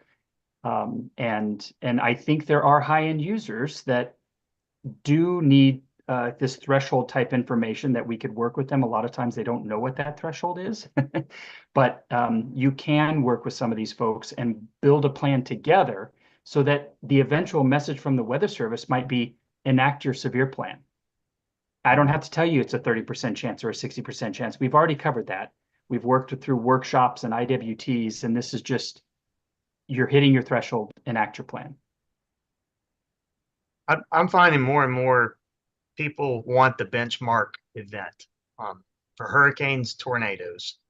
You start explaining things. Tell me what it's going to be like compared to April 27th, 2011. James talks about this all the time. And this latest one on March 15th this year, I was at a track meet. Everybody at the track meet was asking me about, this was March 14th track meet, their high school track meet. They're asking me about tomorrow. I said, yeah, it looks pretty bad. It's a high risk, and it doesn't look quite as bad right now as April 27, 2011, but it looks really bad. And I said, there's a couple things that may happen tomorrow morning that may work in our favor, but I don't know about the odds right now. So just be ready. If it's hurricanes, it's such an easy thing to do. It's just one name. What's it going to be like? And I hate that because all hurricanes are so different. And the hazards are so different. And tornado outbreaks, same thing. But that's an easy way for them to sum everything, a synthesis in their head. Just, hey, that's a good preparedness tool that they are using. So since they're going to do it and we can't stop them, it's human to do it. We got to figure out how to leverage that. Yeah, Jason, let me ask you. Go ahead, Oh, Kim. sorry. I'll just really quickly follow up on that. For severe weather, there was PhD student, now either postdoc or research associate with OU IPRA here in Norman. He had studied for his dissertation taking the convective outlook and transforming it into a climatologically adjusted probability. And what that means is you could say, how rare is this for this area? And, you know, we know that like slight risk on the East Coast is probably the biggest thing you're ever going to see. So like, that's where you want to get, because you're not as calibrated, like you're not as prepared in general for severe weather. You really want to be hitting all the alarms for a lower level. But our system being sort of agnostic to underlying climatology, it's all about the forecast for the event itself and how numerous tornadoes will be and how intense. Being a little bit agnostic to the geography was, you know, sort of made it a little tougher for some people. So love that idea of just try to take this stuff and adjust it to make meaning of it. So sorry, go ahead, John. So thank you. Jason, if Ken Graham was here right now, the director of the Weather Service. Yeah. Now you've heard from the panelists, all meteorologists. Okay? Outsider of the agency, you. What would you tell him to do with the convective warnings? You've mentioned the watches tonight. You think they need to be flashier? What would you do with the geographic illiteracy, or literacy as the case may be? What would you do with the young people who are not watching James Spann, sadly, because they're on their phones, their heads in their phones, or they're at Jim's barbecue? So what would you tell Ken Graham? I'm going to spend the next 10 years trying to answer that question. That is the question. I think more place names. If we're talking about maps, there's always 5 or 6 cities on the map. You got to have 2 or 3. I know it's going to make the map noisy, but you got to have 2 or 3 in each county. Something that they can identify with locally. If it's the Birmingham forecast area, there's a lot of cities on that map, but it's the larger ones. So I would try to put more cities on there. Putting the county names on there now, that's going to be really busy. There's trade-offs, and we've talked about trade-offs tonight. There's so many trade-offs about too much, too little information, and where we find those lines. Trying to answer that question, if I had to make broad recommendations, it's so difficult too, because there is a generational situation going on here, and about how people consume information and trying to forecast how people are going to consume information in the future. I'm not the same species as the students that I teach, and it's very hard to communicate now.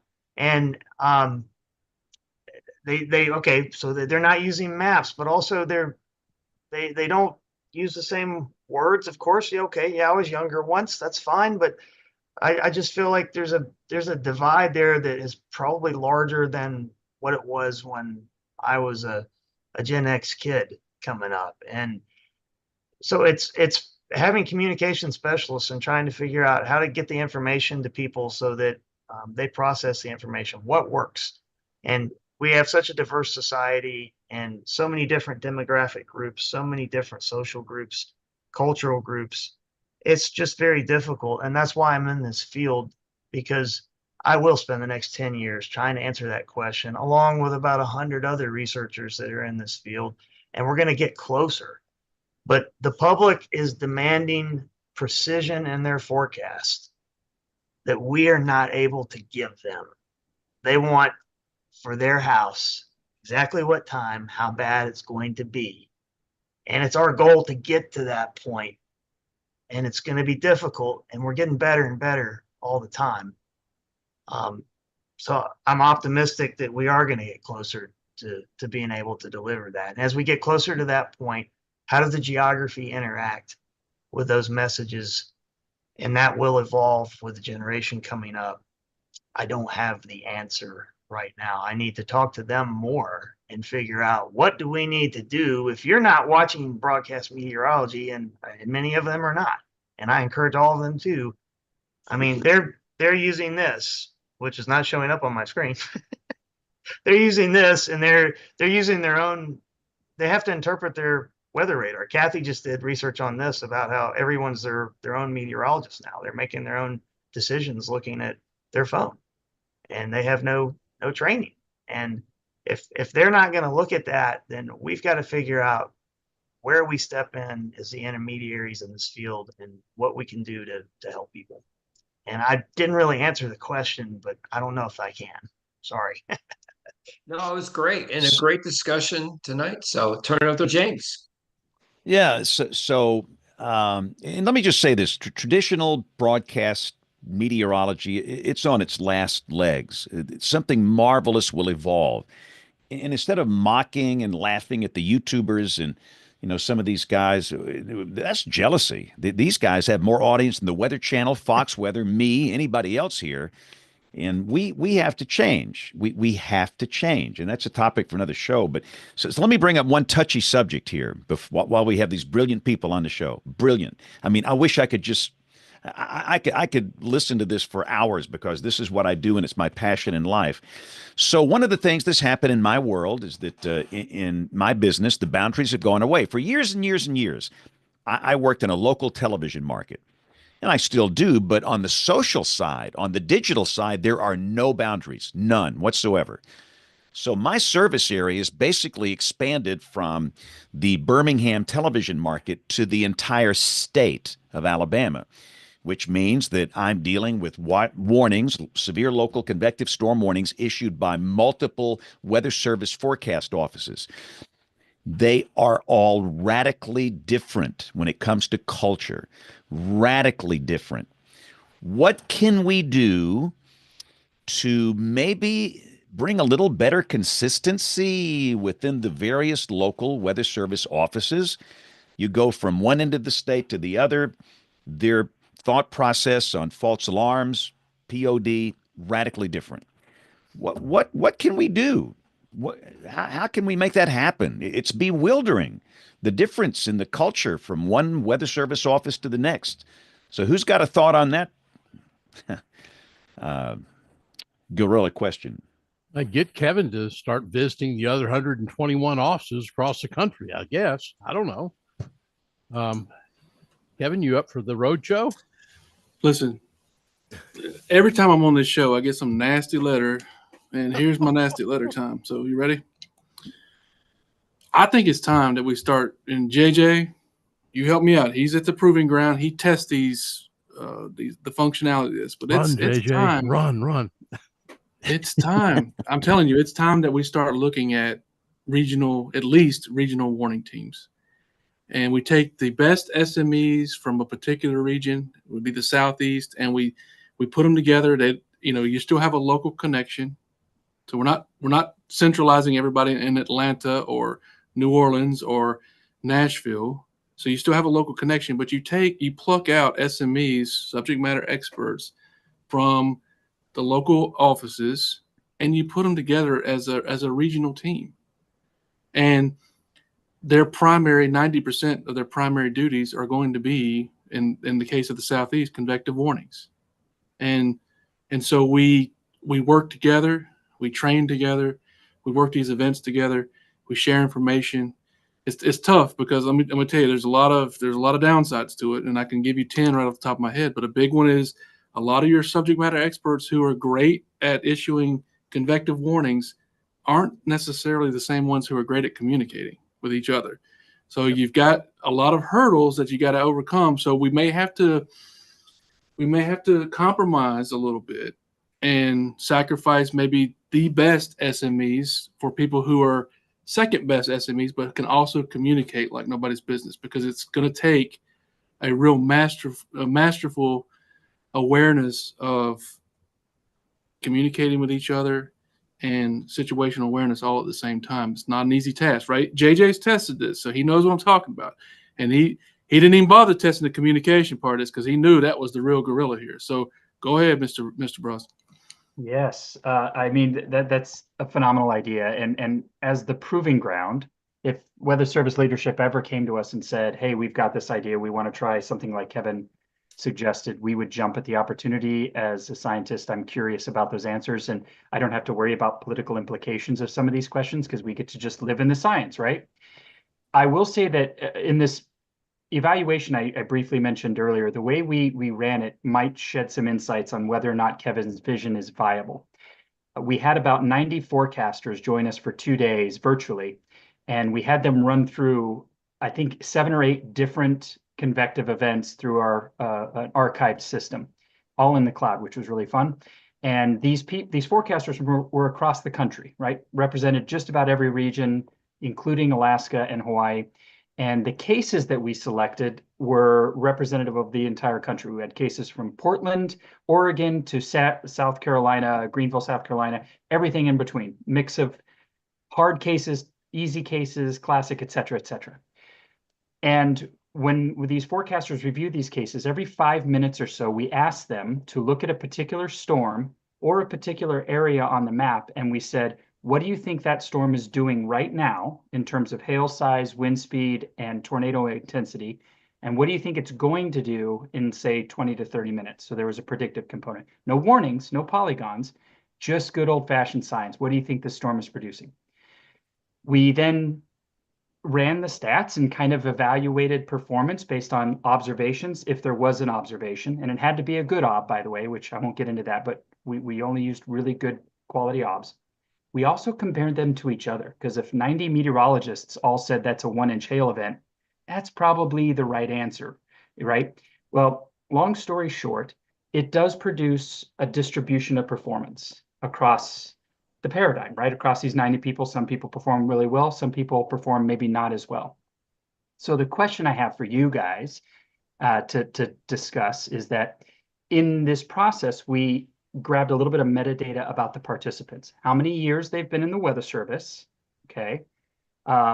What is their current office location, and how many warnings have you issued in the last 5 years? And then we processed the performance data relative to those 3 variables, okay? So years of service experience, proximity. So if you were in Birmingham, the theory is any storms that happen around Birmingham, you would have been really good at, right? Or practice. Which of those 3 variables do you think had a statistically significant correlation to performance? And John, I already told you this answer, so you're not allowed to. Any guesses? This is an open question. There's only one. Come on, Troy. No. Take a stab at it. No. Troy, don't be afraid. You're on a millionaire, Troy. You got a 50-50. Come on, Troy. Be a winner. Be a winner. Come on, someone help me out here. I mean, you know. Well, I can tell you this, for years, Troy, I thought that there's no way a forecaster in Portland, Oregon could issue a warning for Birmingham. Okay. Right or wrong? Yeah. And I'll just give you the answer. The suspense is killing me. It turns out the only statistically significant correlation was practice. People that had a lot of warning experience. So am I telling you that location is absolutely not a factor? No, because again, similar to what Jason said, I had 90 forecasters, I had 2 days, not a perfect study. But I've seen enough anecdotal evidence through a number of these evaluations that the people that care the most will practice. They will go into GR2 and watch storms in Birmingham, and they'll practice. They will build their expertise. So that might lean some credence to some kind of alternative warning strategy where, yeah, anyway, I'll just leave that there. Go ahead, John. Just say this. James asked the question, and I don't duck questions. So I have spoken to multiple regional directors, multiple. I have spoken to the Weather Service multiple directors about what James Spann brought to Kevin Laws as the dirty secret. So, WeatherBrain listeners, there's a way to go look at the statistics by WFO. You can go there, right, JJ? You can go there right now and pick, I don't know, Boise, Idaho, and you will know how Boise, Idaho does, or Lubbock, Texas, or Blacksburg. Okay. And I hope to God 60 Minutes doesn't ever do an interview on this because it's not good, is it, Kevin Laws? That's why he lost his hair. It's not good. All right. So before I left, we had the first tornado summit in 35 years in St. Louis, didn't we, JJ? Kevin, we had a summit and we made it a priority. I wasn't expecting I was going to leave, but we made it a priority of all these things we were going to do to improve tornadoes because we in the Ohio Valley, with Kevin's lead, all right, this is Kevin's lead, and Jim Stefkovich, I believe, and Chris Darden, we made it a priority. And when the Weather Service leadership makes this a priority, says, when you say to yourself, this is unacceptable, okay? When you say that, things will change. And if you don't, James is going to lose more hair because you're going to see the 5 offices that serve the Crimson State have a, I love that. Here you go, JJ, a wide spectrum width of warning philosophies. There, you got like that little spectrum width. Anyway, it's just a priority. You have to make it a priority. And to me, what's the most important thing that we do? It's issue convective warnings and hurricane warnings, the big warnings. Everything else is second, in my opinion. There you go. And on that note, we have to take a break. We could talk about this for a long time, but this has been a great discussion. And I'm hoping that everybody can stay for a few more minutes that's on the show because everybody here is so smart. This discussion has been so good, but we must take a very quick break. We're going to hear from Tony Rice and his astronomy report. We have Jen, and This Week in Tornado History. We'll come back with a little email. We will have picks of the week. Everybody's got to have a pick on the show, something weather-related that's really cool and interesting, and a lot more here as WeatherBrains rolls along. Looking beyond the atmosphere, here's Tony Rice with your Astronomy Outlook. I spent last Friday with the team at the NOAA Space Weather Prediction Center in Boulder, Colorado.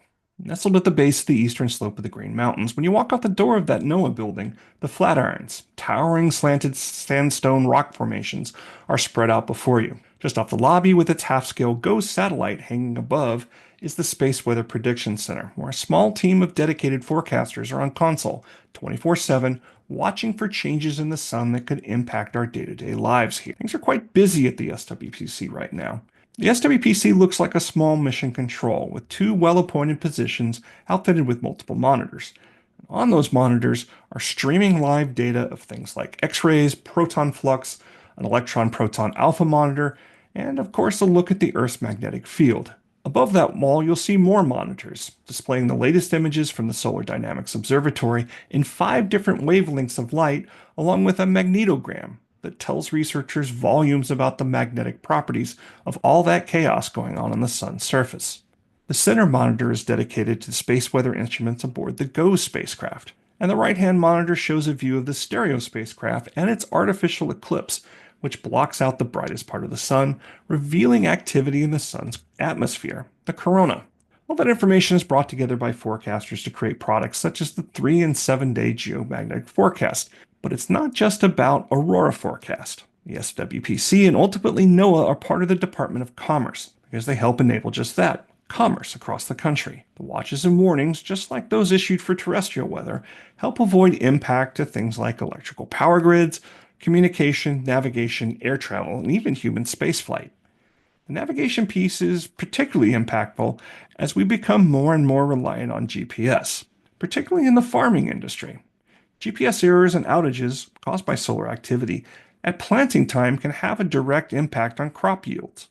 As much as 10% according to a recent study into last year's geomagnetic storms by a professor of agricultural economics at Kansas State University.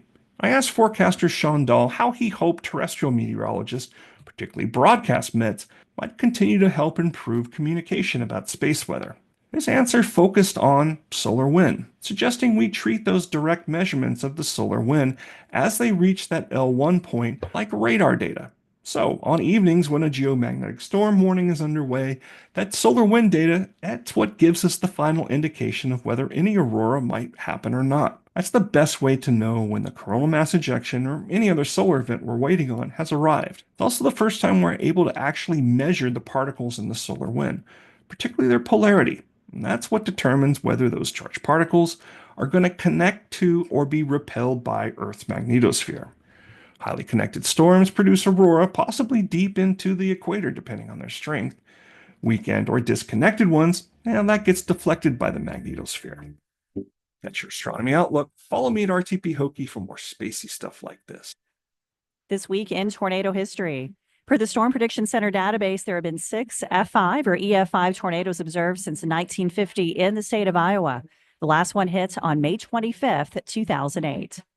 This massive tornado, which eventually grew to over a mile wide, began near the Butler-Grundy County line, just to the south of the Applington area at 4:48 p.m. Central Time. Within 8 minutes, the tornado had grown to almost 3/4 of a mile wide as it moved into the southern end of Parkersburg. A third of the town experienced tremendous damage. At 5:09 p.m., the twister moved just north of New Hartford, causing structural and tree damage. It weakened east of town and traveled into northern Black Hawk County, staying north of Waterloo and Cedar Falls. During this time, significant straight-line winds were produced from a larger rear flank downdraft just south of the tornado track. A wind gust of 93 miles per hour was measured at the Waterloo Airport. North of Dunkerton, the tornado strengthened once again and reached its maximum width of close to 1.2 miles. Significant damage occurred to a farmstead in this area. At least 627 homes were damaged along the path, and this does include 288 homes destroyed in Parkersburg. An initial survey team was deployed the day after the tornado at 10 a.m. Over 40 damage indicators were identified during the survey, and in parts of Parkersburg and New Hartford, low-end EF5 damage was discovered. We have a detailed premium summary on this event. Become a member of our website at tornadotalk.com. Hey, just maybe, got some email to read this week.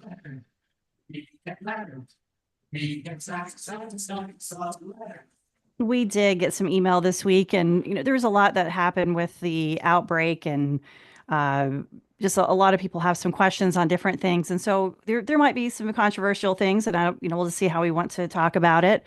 But first of all, we did get a couple of emails about what happened Friday night with the tornado warnings and the devastation and what have you. But also there was a lot of talk on Twitter and we had an email that came in from Brian about the National Weather Service Jackson office and the warnings and what happened and the messaging and what have you. And so there was a person that kind of spurred on a few bits of discussion about the combination of National Weather Service understaffing and also a National Weather Service slip-up incident for sure, in regards to the warning that was out for the National Weather Service Jackson that came out before the Somerset was hit. And then after it was radar indicated. And then after it hit, it became observed. And so just some, it was just a lot of talk there. And I don't know if we want to talk about it a little bit and get anybody's thoughts on that. I think there's I'd like to hear John Gordon's. I want to hear John talk about this one, Jen. I would too. Well, I'm going to let John talk, but I'm going to say something first. Social media for the, oh God, I want to say something so bad that get us knocked off the air. For the whole that it is, there was some irresponsibility on social media to some degree during that event. The first thing we saw is that Jackson, Kentucky, was a part-time facility.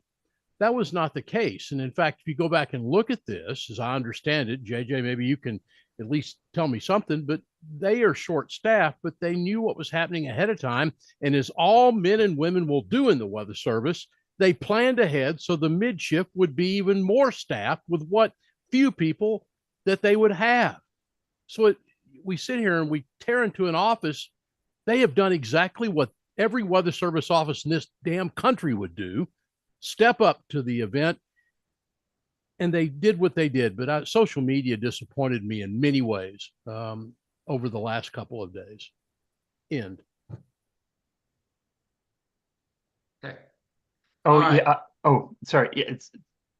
So just to follow up on that, I'm not exactly sure. I haven't seen some of the maps in a while, but to your point, Troy, you're exactly right. People stepped up. They know these events are coming, so they alter their staff, whether they have fewer forecasters than normal or not. And what I would offer is that those stories are only going to increase over the next every event. You're going to have that question. Did they? But JJ, here's what concerns me. And I was on CBS Austin earlier today. They sat here, we did an interview, and this is what I pointed out. What worries me, we all know in every one of our areas of the country, we're going to have that event that hits that night. They're going to be staffed for it. It's going to happen again the next day, and the night after that, and the night after that. That's right. And then we're going to burn people out. It's going to be so quick, we're not going to know what hit us. Yes. Absolutely. Regional warning teams, my friend. Okay. You go to the regional warning teams, and a lot of this can be resolved, some of it anyway. But let me tell you something. Here's the problem I have with it, and that is, are you waiting to hear the PDS warning to take action? There was a tornado warning in effect. You decided not to do it. You get upset because it became something that you wanted it to be downstream from where you live, but you were under a warning. You chose not to pay attention and to gripe about it later. But what's the old saying? It hit me without warning. Nonsense. It hit with plenty of warning and plenty of time. You chose not to do anything with the information. So I don't want to hear about this radar indicated stuff. Amen. Because if you're arguing about radar indicated, you know better. So the regular folks who don't know anything about radar indicated, observed, TDSs, they get the warning, they take action. Why didn't you? That's what I'd ask them. So, did they have enough staff for this event? Yes. Now, are they way down there? Yes, they are. It was all hands on deck. That thing was under a tornado warning, incidentally, from Springfield, Missouri, all the way through the Boot Heel, crossing the river, through the Paducah area, the entire Louisville area. Everyone got a tour, and it got toured in Jackson. Okay. Did they have a tornado warning out? Did the sirens go off? Did everyone know? Yes. Yes. Should they have put out a radar indicated, observed? Yes. I don't know what happened. I'll leave it at that. Okay. And the articles from some of our national news was very misleading. There you go, James Spann, the straight shooting express. No, you're right. It's like these people, that's a topic for another day, but it's horrible information coming from the national media. And it's all politics now. Everything's politics. Truth doesn't matter to anybody. If it does not bleed, it does not lead. We go back to that. They're just right-winger media going to do their thing. Left-winger media, they're going to do their thing. Truth doesn't matter. It's just. And an office that's way short-staffed, work their buns off to protect lives, and then they get kicked in the rear end over nonsense. So Dustin Jordan, he should get the pick of the week for leading an office that's very short-staffed, having the proper tornado warning. Dustin Jordan, you're a hero over there. Amen. Mm-hmm. The warnings were timely and appropriate, and goodness, I agree. But nobody wants to hear that. Nobody. So that's the truth. James Spann, Diane Sawyer just texted me. She's looking for you. Oh, great. Speaking of social media, we'll let you handle that, James.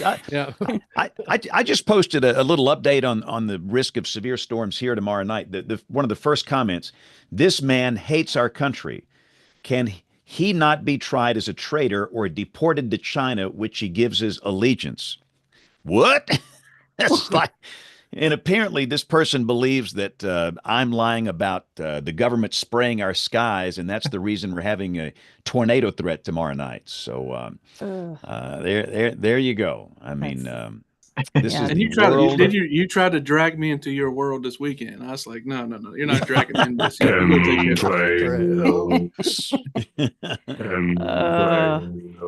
Well, to All right, piggyback off sorry. what Troy said, I'm most disappointed in the weather community on social media to be giving their opinion as much as they are while the event is happening. And if you're in the business of trying to help save lives, please stop bringing up controversy and criticism in the middle of it all. It's such a distraction. It you're trying to watch everything. These poor folks are going through the awfulness, and you're bringing all this up. It's not helpful. It is detrimental, and that is what I'm most disappointed in. And I think it is just going to continue to get worse because people just cannot stop with their opinion. And hold off. If you're on the social media, hold off. And if you think you're posting something that's not true or you have some question, I've screwed up and done that every once in a while, but just think about it for a second. I mean, this is not just a little bit wrong. This office went out of their way to make sure they were staffed that night. So I don't know. I'm disappointed. Well, I mean, isn't it what terrible? happens when you assume? What happens when you assume? There you go. Right. There you go. I mean, how terrible is it? Honestly, the forecast offices are just being put into a no-win situation. There's no way to win this. Yeah. Well, we're not going to fail. We are not in the business to fail. Like, we're just going to stretch ourselves thin and beat ourselves up and sacrifice our mental health and everything else because that's what got us into this job in the first place. And we're just going to take it. Well, one thing too, Jim, and then they're going to say, well, you don't need the support. And it's awful, but you can't say something that's untrue, like, oh, they were short staffed. No, they weren't. The fatalities that occur. Fatalities are always a complicated story, and we always put too much emphasis on the warning product and all of the particulars of the warning product when it's almost never to do with the particulars of the warning product that anyone dies. Yeah, I know I'll be honest with you, but it's not. Yeah. Well, Jen, one thing that I would say, Jen, I wonder if people in the weather community thought maybe by publicizing this, something they didn't know completely about, that they were perhaps helping the Weather Service. This is what's happened. We're so short-staffed. So, but again, there's no excuse for that.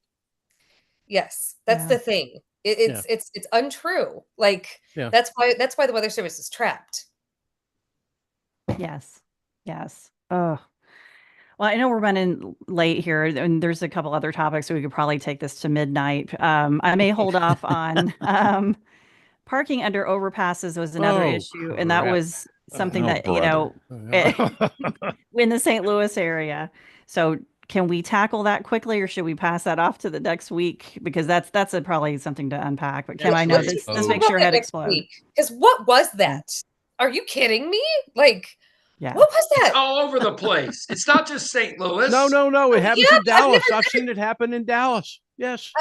At that scale too, where it's that kind of a traffic. Yes. It all started because of the Andover, and they hit under the dang overpass, and now everyone thinks that's the best place on the earth. Oh yeah. Oh my gosh, I say we bring it up. Yeah, let's talk about it next week because I think we really need a lot to unpack there. We needed, quite a bit. So since we have Kevin on here and he doesn't get enough hate mail, I thought we would just go ahead and just bring him more things to talk about.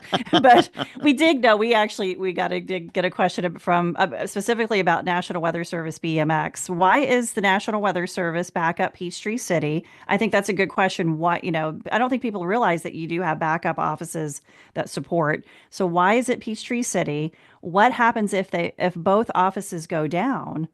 And then who does the warning, and the duties? And then why did some of the NOAA radios go off and others didn't Saturday morning?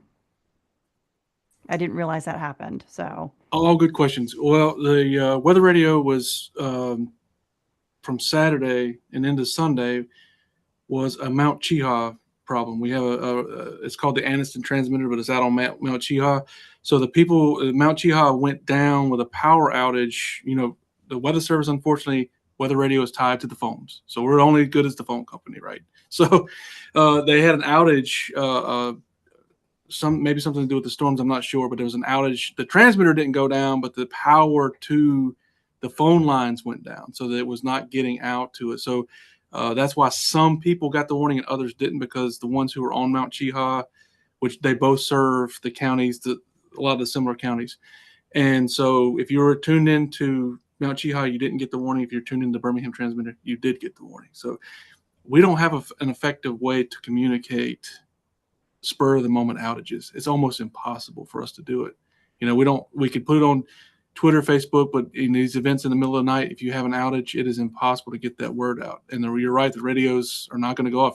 That's why do we preach all the time? You got to have secondary, third ways of getting a warning. You cannot rely on just one. You got to have multiple ways, right, through apps or whatever. The backup situation is an easy one.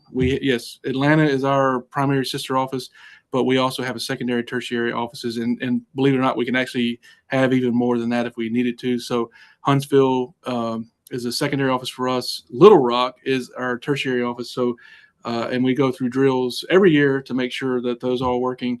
We're currently today, we started our Red Hat 8 build. Very big. It has to be done by June. We don't have a choice about it. I'm sorry. It's a huge Linux upgrade. And so we don't have a choice about it. They are mandating us to do it, whether regardless. It's been planned for a long time. There's 150 systems nationwide. They all have to be done. And so we've got to keep our on schedule with that. So what we're doing tomorrow morning, we are shipping 3 of our guys over to the Atlanta office. And so they're going to become Birmingham from the Atlanta office. That way we don't burden their forecasters, and we don't have to burden our secondary office like Huntsville, because they're going to be dealing with weather as well. So you talk about dedication to the mission. That's how dedicated we are. We're going to pack up 3 of our people and send them over and have them help out Atlanta over there from their side. So it should be right as rain tomorrow. The only problem we got is the weather radio. Like I said, they have to be down because our systems have to be upgraded. So again, you've got to have a secondary source of information if weather radio is your primary for at least tomorrow's event. But you should have it all the time, because, one phone line goes down, the tree hits the phone line, weather radio's off the air. That's how delicate it really is. So anyways. Thank you, Kevin. Yeah, that's awesome. Yep. No, that's awesome. And Katie, thank you for the great questions on that. We appreciate that. I've got 2 emails I'll hold off until next week. I do want to say that we have gotten some international emails. We got something from our friend Tarmo. And then we also got an email from Israel this week. That was very cool to get. So thank you to everyone who sends us email at weatherbrains.com. As you can see, we are moving great with the email and getting them loud and clear. So we appreciate it. Continue to send those our way. Awesome. So let's quickly do picks of the week. We've run long. Thanks to everybody for staying a little later than usual this week. But the discussions here have been very important, very beneficial, just excellent. And goodness, we need to do more shows like this. But so everybody's going to come up with something that's cool, that's weather related. This can be a website, data source, hardware, software, anything remotely related to weather. My pick, I don't know if did you guys see that Newcastle police car, Jen, out there in your neck of the woods, been hit by lightning? That video today. Jen or that Kim? Was out for Kim. Yeah. No, I didn't see that. Yeah. Kim, did you see that? Kim, did you see it? Sorry, did I see what? I was looking. I was preparing for my pick. The Newcastle police car being hit by lightning. Oh yeah, yes. Wow, was that something? Gosh, doesn't Rick live out there somewhere close by? I mean, he does. Yep, he's in Newcastle. Yep. So anyway, just that'll be my pick of the week. It's a police car hit by lightning, which was pretty scary stuff. Okay, Jen, go. What's your pick of the week? Mine is an article from the Lexington Herald listing the names of the fatalities in Laurel County, and it's just a way of honoring and just remembering. And they highlighted some of their stories. So we are at Tornado Talk gathering some of that and helping Rick try to find out the names of all the fatalities that sadly have occurred since Friday. Wow. All right. That's important work too, Jen. Thank you. Okay, Troy Kimmel, what do you have for us? For all the negative stuff that we have seen in some cases the last couple of days, I have to, and I borrowed this from someone and I looked at it and it just amazed me. From KAKE, our friend Jay Prater, in the tornado warning for Greensburg, Kansas. I sat there and watched Jay, and I've known Jay for a lot of years, and he sat there. There was no shouting. He just told people the way the cow ate the cabbage with this tornado. And he said, you have to pay attention to this. You should be in shelter. He didn't shout at anyone. There was no yelling. And it was very good communication skills, in my opinion. Thank you, Jay Prater. Thank you to our colleagues at KAKE up in Kansas. That was good. Yeah, no flashing red lights, no beeps, boops, sound effects, underwear flapping up down your legs, and none of that. It was just very refreshing to see Jay doing it that way. That was great. John Gordon, go. Yeah, my compliments to SPC, who nailed multiple outbreaks. But my pick of the week is something nobody on this panel will believe. June the 11th, 1980, Edwin Robinson in Falmouth, Maine, went out to go check on his chickens. He had been in a truck accident in 1971. He lost his sight. He could not hear. His hair was singed. He went bald. In 1980, he went out to check on his pet chicken. He went out there. He was struck by lightning. He was knocked unconscious for 20 minutes. His wife dragged him inside. He came inside. And he said to his wife, who he had not seen in 9 years, he learned Braille, had a hearing aid, everything. He says, that's a lovely blue dress you're wearing. His eyesight completely came back. His hearing came back within 3 months. And he has a full head of hair.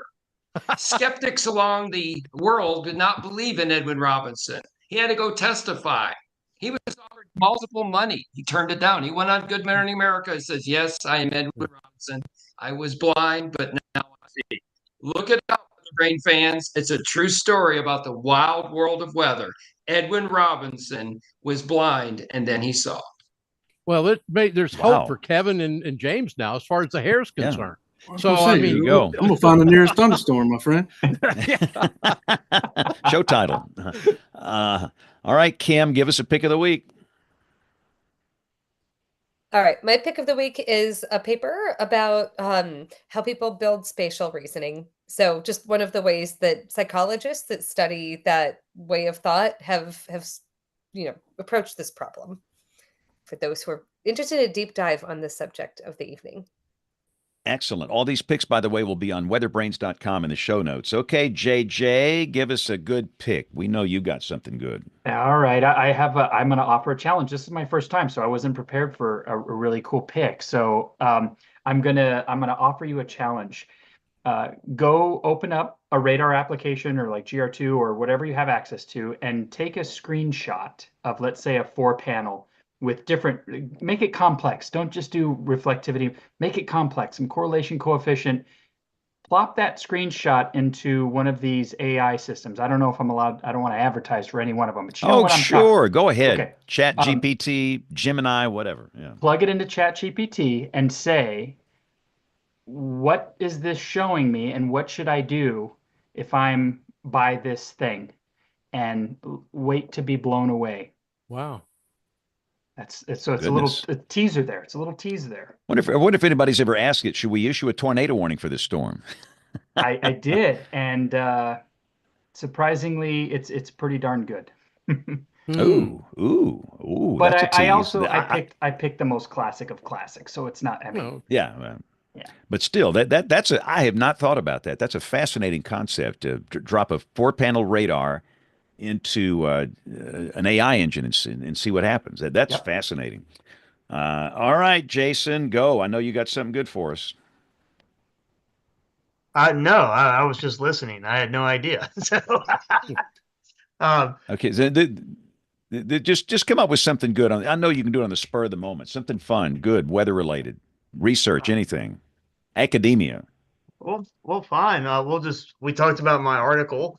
Yeah. That's it. There's an image in the article with the 4 groups of people. This is an article in Applied Geography, and our sample 65. It talks about the 4 groups of people, and you can have all these descriptions of the demographics in those 4 groups of people, which may lead to discussion about how we start reaching out to different groups.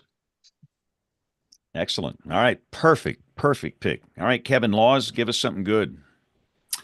Yep, summer's right around the corner, and as much as the public doesn't understand maps and tornado warnings, heat is another big problem, and heat exhaustion is a huge issue in the Southeast, and it's a killer. It really is, because people don't understand it and they don't recognize it. So I want to stick with my friends in the public program, NWS public program, and their heat safety risk for the summer, and hopefully we can cut down on some of those fatalities. I could tell you a dozen different stories about people not recognizing what's happening to them, and then heat is always an after effect. You're getting heat exhaustion, and it doesn't kick in until an hour or so later, and then it really sneaks up on you. So that's a big one for me. So summer right around the corner.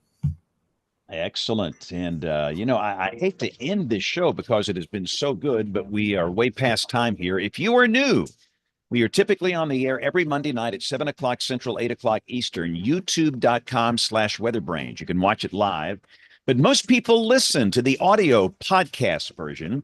If you watch, listen, thank you. And if you want to get in touch with us, our email official, Jen, she's waiting to hear from you.